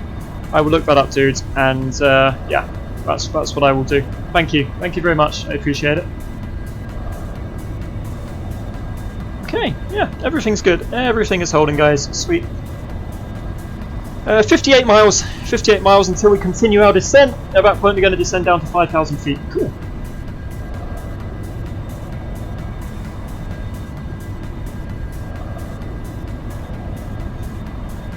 Which view do I want? I'll go with this one just so I can keep an eye on everything and you guys can still see the clouds. There's a lot to concentrate on, just making sure everything is okay during this stage of flight and during the next sort of the last few stages of flight as well, guys.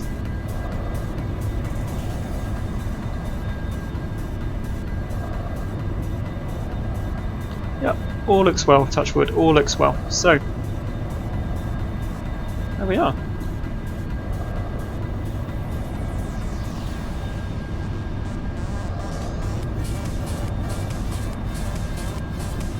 Hey Atul, welcome to the stream. Glad you could join me again. Very welcome. We're flying the SR-71 Blackbird. We've flown from England, we've flown across the Atlantic Ocean, man, and we are just descending into Canada. So we were at Mach 3 times the speed of sound at 60,000 feet until very recently, and now we are with subsonic again at about 30,000 feet. We are 140 something miles from the airport, so landing should be by about 1/2 I would say. We should be down, fingers crossed.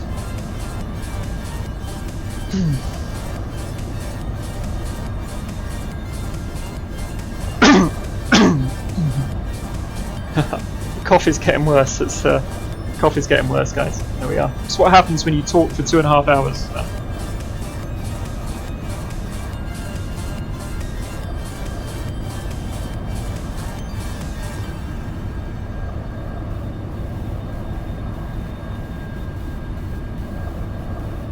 Lovely.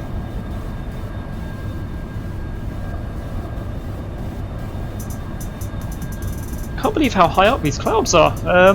I hope that the ceiling is quite high as well, so I hope that when we do descend, I hope we've got some nice clear visibility of the airport here. It'd be quite worrying if it's like proper thick fog and instrument conditions once we descend. That will be interesting indeed. Let's track left a little bit again.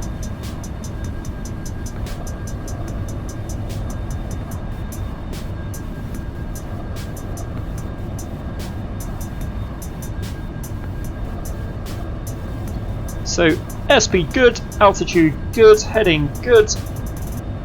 Fuel, I made sure we put enough fuel in the aircraft, so even better. Awesome. Fingers crossed. Just got to land it now. Just got to land it, guys. Of course, for those of you who missed the start, I said we've got like photo scenery, we've got ortho scenery for Newfoundland in Canada as well. So we'll get some nice ortho scenery for our final bit of a flight, guys. Lovely. In fact, I believe we might be. I think we're above land right now. I can't see too much because of the clouds, but I'm pretty sure we are currently above land.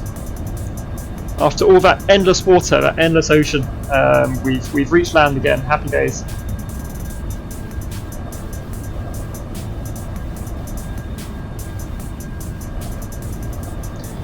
So I guess, guys, if you have any more questions before our final approach, now would be a good time to ask. Which plane is this? This is the Lockheed SR-71 Blackbird, Atul. It's for supersonic stealth plane for X-plane.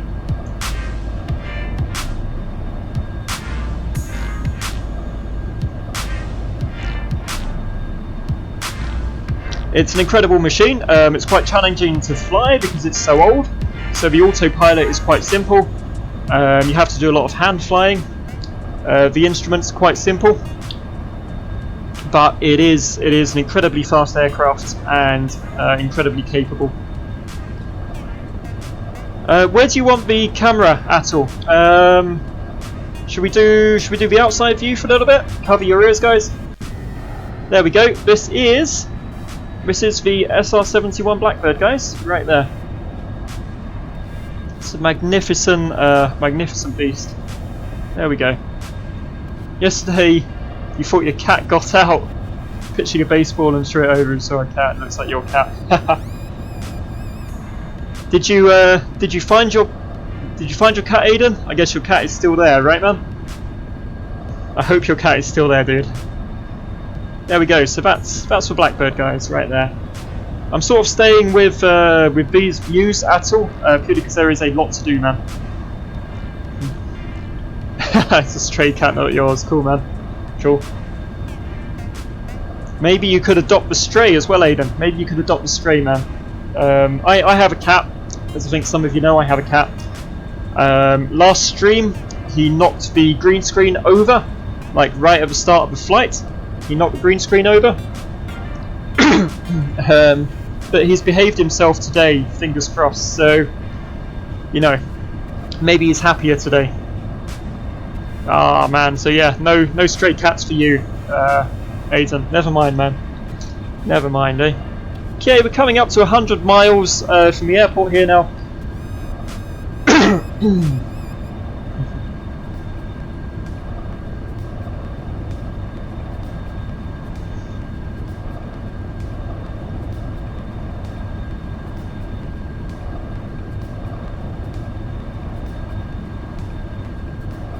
Cool.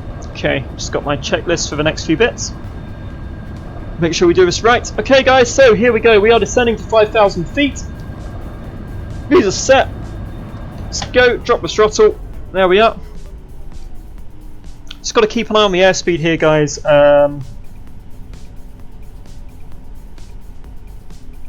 300 knots. We can put our landing gear down.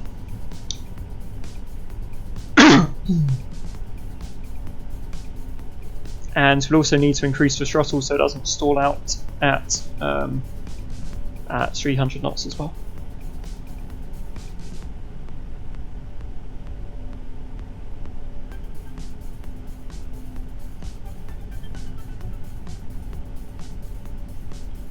It's so quiet when you drop these throttles in the Blackbird. It's so quiet. It's crazy. All that loud, those loud engines and all that speed. Just suddenly silence. It's amazing. I'm just going to track left a little bit as well here. Okay, guys, so 300 knots is coming up right here.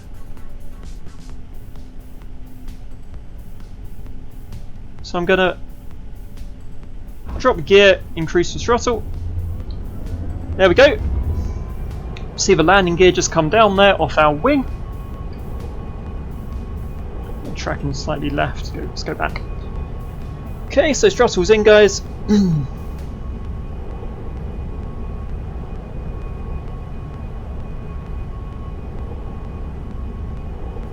So the aircraft will slow down here. It will sort of naturally slow down.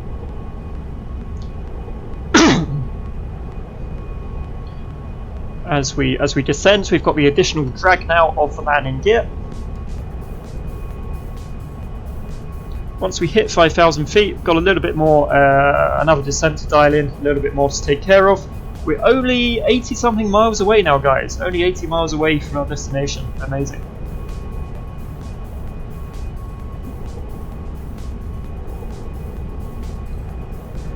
Just descending through 25,000 feet as well. Cool. Lovely.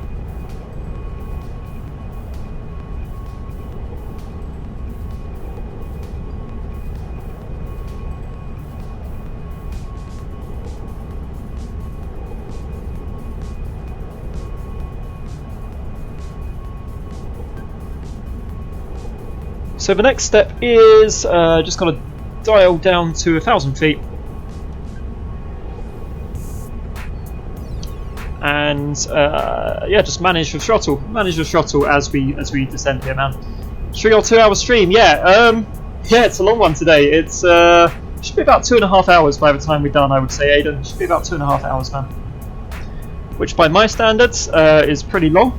I know some guys do like 4 or 5 hours, but yeah, 2.5 hours is quite a long stream for me. So it's a tough flight as well. It's a tough stream to do, this one. So it's fairly demanding, but I'm enjoying it. I'm enjoying the challenge here. I'm enjoying talking to you guys. You've been amazing, sort of keeping me company during the flight. So much appreciated, and I'm glad you're enjoying, and I hope I can get a landing of some kind into you guys. Okay.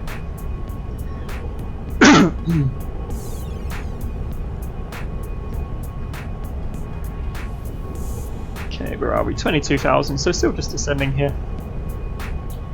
Still keeping an eye on our airspeed as well. See what we can see out of the other side. There's clouds everywhere, guys. Of course there are. There we go.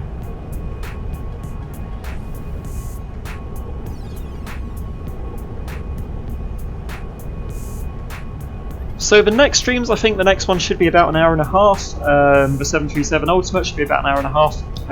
The Cessna streams, sort of the light aircraft streams we're going to do, should come in around the same sort of length. I tend to do sort of hour and a half streams. Today is a special one because I really wanted to show you guys Blackbirds. Today is an exception.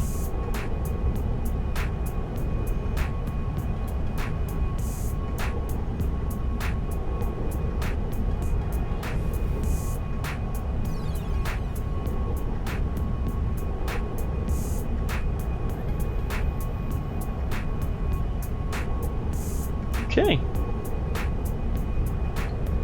It seems so slow. Like this descent seems so slow because I've been used to flying so fast for the last hour or so. Like gently descending through 19,000 feet at 260 knots is, yeah, that seems like I'm standing still, you know. Okay, I'm just going to keep that heading where it is. It's absolutely fine. I'm not going to mess about with it. Cool, just waiting for our next descent now. You have to step the Blackbird down. So your first descent will be to 30,000 feet and minus 6,000 feet per minute. Nose throttle. You level off at sort of half throttle and a big push forward. Sort of 75% throttle at 30,000. The next descent that we're doing right now is down to 5,000. Again, it's 2,000 feet per minute down to 5,000. Drop the throttles initially, but then when you hit 300 knots, get your gear down, bring the throttle back up to half. That's where we currently are. So that's sort of how you step down a Blackbird. If I didn't sort of explain that already.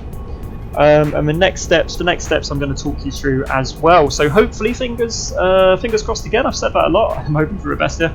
Hopefully, maybe I've taught you guys how to fly the Blackbirds. If you fly it like this, if you stay within all these restrictions like I'm doing, you'll be able to fly with some VATSIM with no problems at all.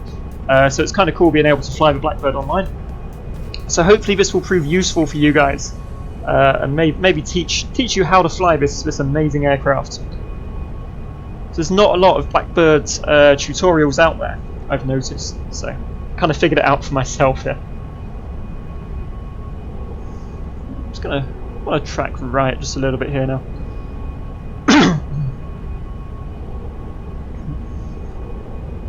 See what we can see off the nose. More clouds, more clouds, guys. Amazing. All right, let's just continue to keep an eye on this. I do try to use sort of like wing views on my streams as much as possible and show you guys scenery as much as possible while we're cruising. I sort of stay away from a straight ahead flight deck view. And even when we do need to be on the flight deck, like in an aircraft like this, I try and give you guys sort of the scenic views as well. So hopefully I'm doing a good job there, and you're enjoying the views out of those windows there.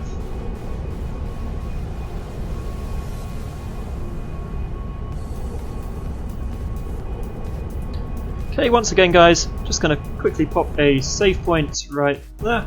Lovely.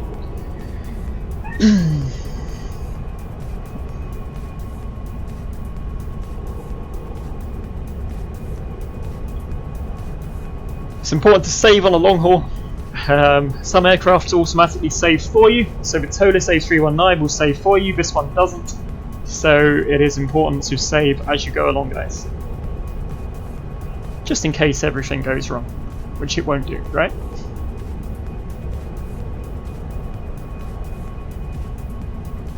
Okay, where are we? 13,000 feet. We are basically at the same height as CRJ, actually, Adam. Some sort of regional jet now.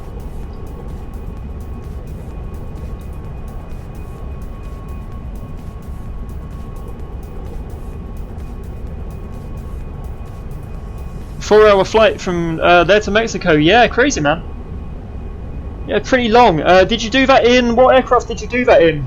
I know it's obviously you get it's better if you have like a Boeing or an Airbus because they have those brilliant managed ascend and descend and auto throttles and stuff. Whereas a Blackbird doesn't have an auto throttle, which is kind of what makes it difficult. But yeah, it's much nicer.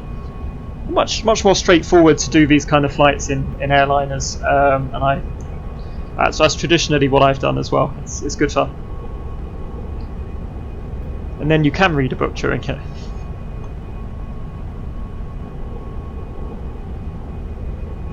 Oh, cool! You're on a 737 in real life. Awesome, man. Yeah. So if you're sat in the back, it's all good. You get your drinks, your snacks. A nice view out of the window, amazing. Yeah, the longest flight in real life I have done is to Poland, 3.5 hours from the UK to Poland on what I believe was a Lot 737 or something like that. Yeah, that's the longest flight I've ever done in real life, man. It was good. Got a little sandwich, got a little strange tasting sandwich in an inflated bag, as you do. I've done like short flights on Dash 8s and stuff, sort of regional flights I've been a passenger for in real life. The strange thing is, even on the regional flights in the UK, on those little turboprops, you still get like a meal, you still get food. You have to pay for it, but you still get food, which is very cool. Okay guys, we've got our next descent coming up very shortly indeed.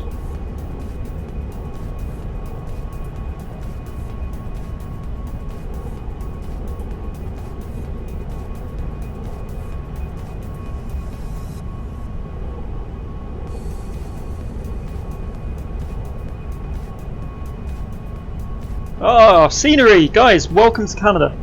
Finally have some scenery on down here. Amazing.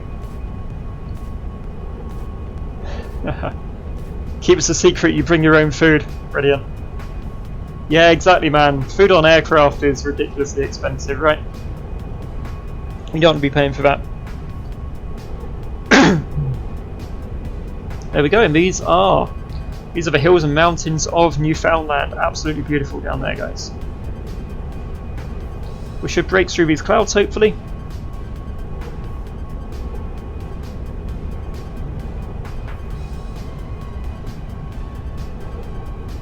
Just for the last sort of couple of thousand feet. Look at this, beautiful. Be even more beautiful without clouds, but hopefully, you know, you can see some of this nice scenery here. Take it in. It's yeah. It's the only thing about photo scenery, you get the odd tile every so often, but no big deal. 300 and some knots, it's all good, okay. Yeah, $6 for a bag of crisps, 3 inches wide and 3 inches tall, it is, man, yeah. It is for sure. Whole one, but yeah, even worse, if you're talking about hold luggage, yeah. You have to pay to take any kind of luggage in the hold, man. It's pretty damn expensive flying. Okay, 5,400 here, 3,000. I don't want this A380 at all. Yeah, there isn't one for X-Plane, but there is one coming. I'm going to fly the 737 Ultimate next. And then let's just get this dialed in first, and then I'm going to fly the A350 at some point as well now, so it should be good. Okay, 1,300 and a vertical speed of 1,000. Are we at 5,000? We are. Okay, let's go. Engage that. So we're descending to 1,300 feet, dropping the throttles. Vertical speed of minus 1,000 here, guys. Cool. Our airspeed will fall off a cliff, so need to be aware of this. This is our final descent here, guys. In a minute, I'm going to have to take over and hand fly the aircraft to its landing, so bear with me here. Okay, 200 knots. We'll need to bring the throttle up again. Ken claps ready. Yeah, fingers crossed, Aiden. Fingers crossed, man.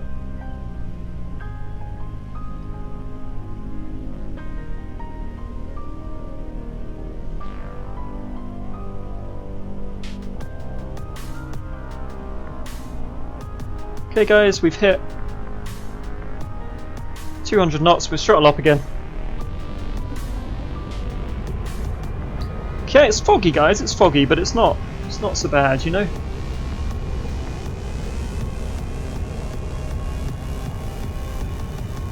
Scenery is stunning. Scenery is absolutely beautiful. I think if I was in an Airbus, I'd be able to appreciate it a little bit more. But there we go. There we go. Enjoy the ride, guys. I will.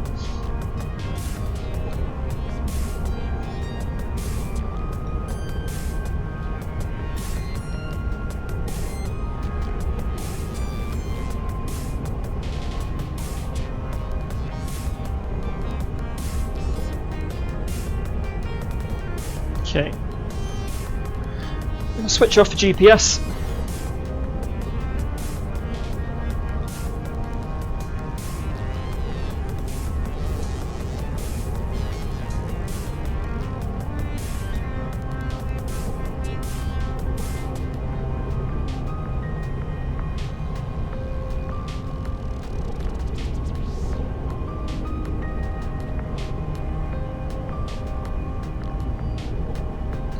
The wind is pretty insane, guys. Wind is pretty insane, to be fair. Jesus.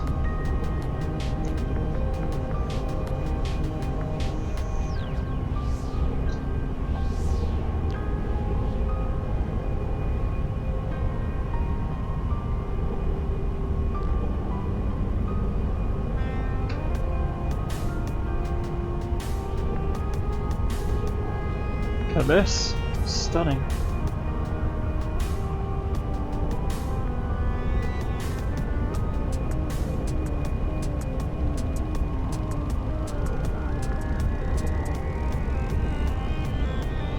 Just making sure we're going to clear all this terrain here, guys.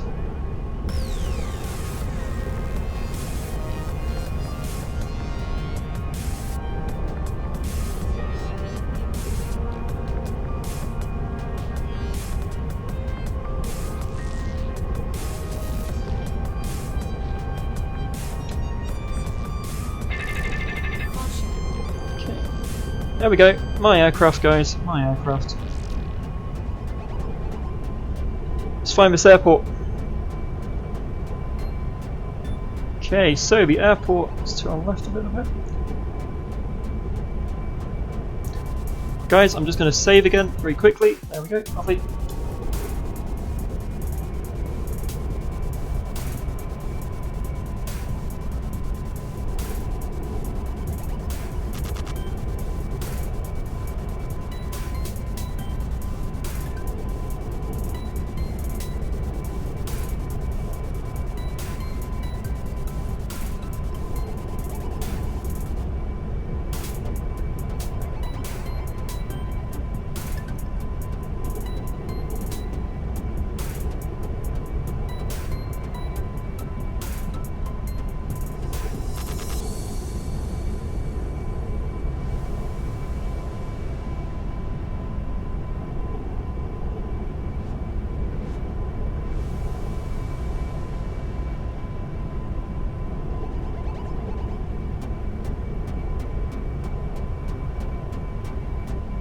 You're going to start turning right now.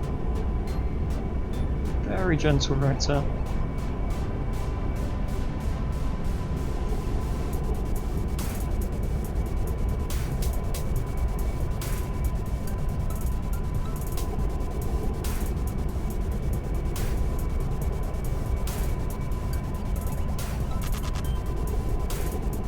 roll that off.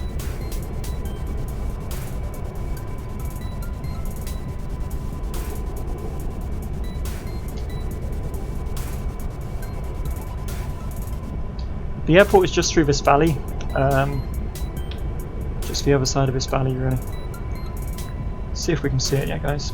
It's just down that gap there.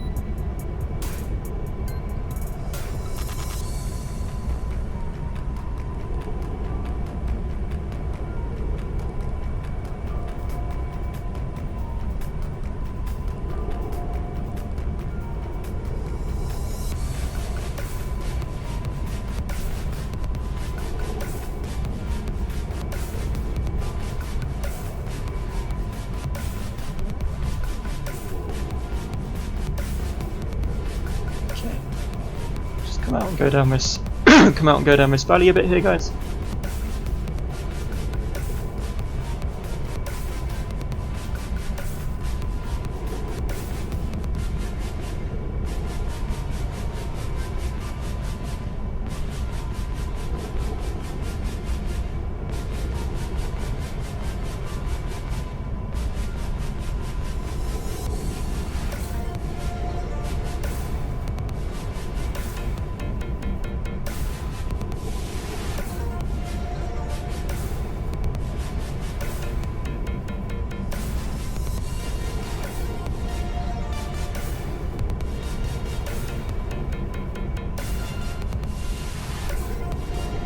Need to be further left here.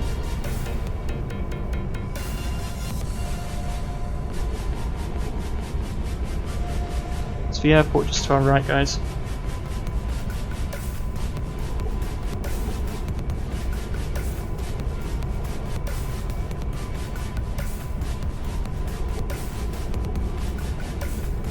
Need to really bring this nose down. Get it lined up.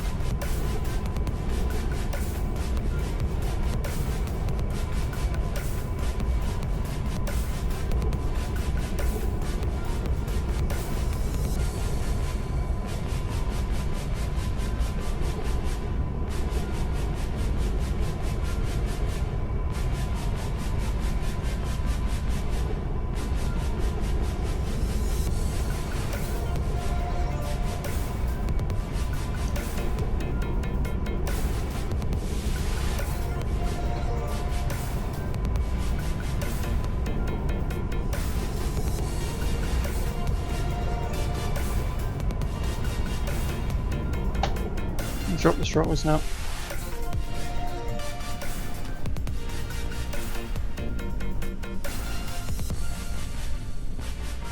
May come down slightly short here, guys. There we go. Let's get her down.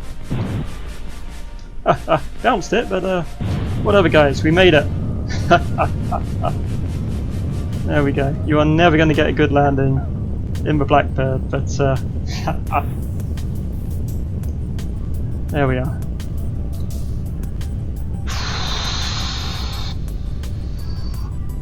Welcome, guys.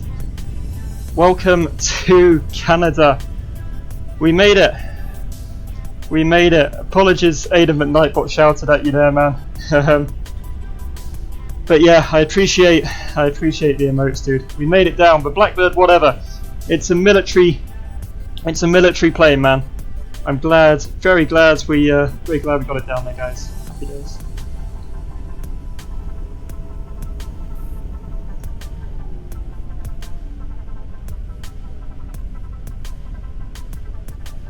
Okay.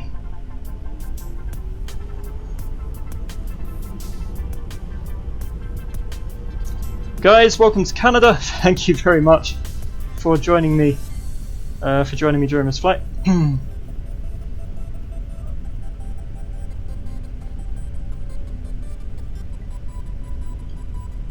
Let us just taxi off the runway here.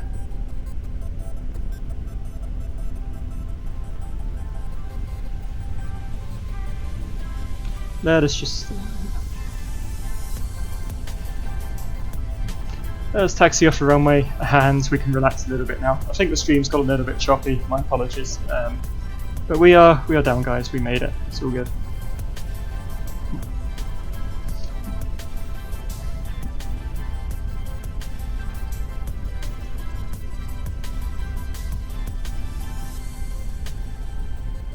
So we rolled her off the runway here, just calming down a little bit. There we go.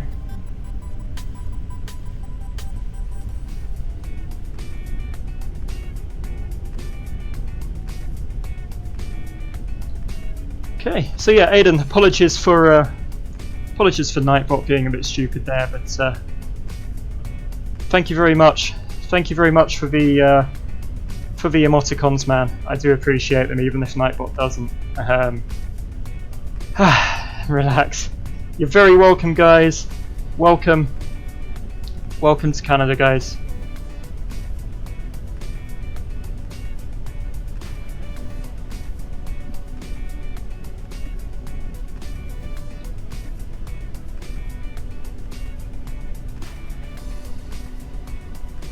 Let me just roll this. Let me roll this in here, guys. Okay, where are we going to park? Where are we going to park? Let's park over here next to the Air Canada, shall we? Just making sure everything is good with our stream here, guys.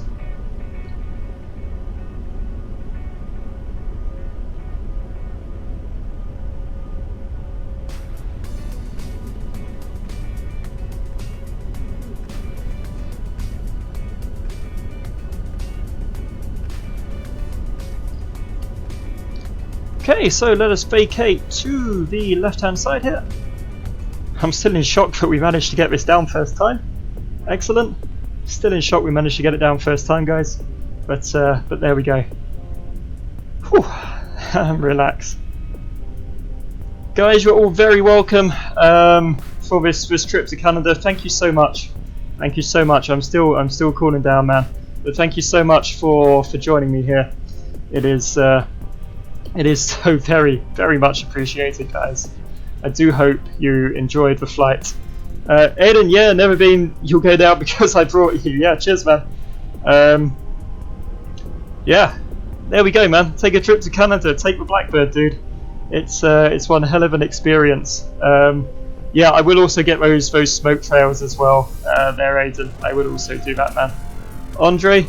Oh, he's in my spot, but whatever. I'm just going to park next to him. It's fine. Yeah, ANDREI, thank you for your compliment, man. I mean, look, we got it down. I'm just glad that we landed this thing. The wind was insane today. I'm so glad we brought it down first time, and I'm glad the stream held out. As we just get our park brake on here, guys, we're going to shut this down, and then we're going to take in some replays here, gentlemen, ladies and gentlemen. So what we will do is we will get our inverters off, our generators off here, and turn the battery off. The engines are throttled all the way down. We hear the aircraft call off. There we go, guys. Welcome to beautiful Newfoundland, Canada. Look at that, happy days. All the way from England, all the way from Duxford in England, guys, to Canada. We crossed the ocean in 2.5 hours. Fantastic. I hope you enjoyed it. So let us disconnect from Squawk Box here, guys. What we'll do, we'll take in some replays. What do we want? How far are we from the runway on this one? We're pretty far out, so we'll just run it forwards. Run it forwards a little bit, run it back from here.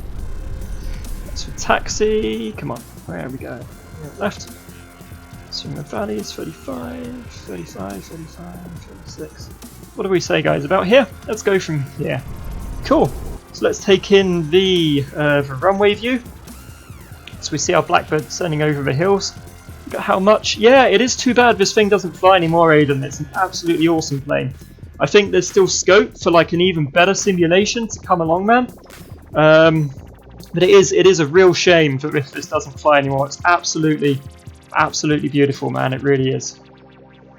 So there we go. This is our Blackbird coming into Newfoundland, guys. The wind was so crazy. I honestly thought we were going to drop it like on the grass or something, and I would have cried after 2.5 hours. So, Jesus Christ. I'm so pleased with how this went. I don't even care about the descent rate. It's a military aircraft, right? You can take it. There we go. Let's get it up, bounce it. There's the chute. Get it down again. Awesome. Tower view's a bit crap, so let's take in this wing view here, guys. As we come in over the river, this beautiful scenery here, and see how far right we are. It's insane. We were so lucky, I even applied the throttle there. We were so lucky to get this damn thing down on the runway and roughly line it up with the centre line, guys. Jeez. Wow. Look at that go. Okay, we'll do one more replay here, guys. We're going to do one more from about this angle here, and then that will do us for today's stream. Let me just get this just get this dialed in. There we go. One last replay of the Blackbird arriving into Newfoundland. Guys, thank you so much for your views, your likes, your subscriptions, for your support, everything. It means a lot as we grow this channel. I'm thrilled you could spend the last 2.5 hours with me crossing the ocean. Guys, thank you so much. I will see you next Wednesday at 1 PM UTC. Until then, take care, and remember, guys, you can always go around. Thank you.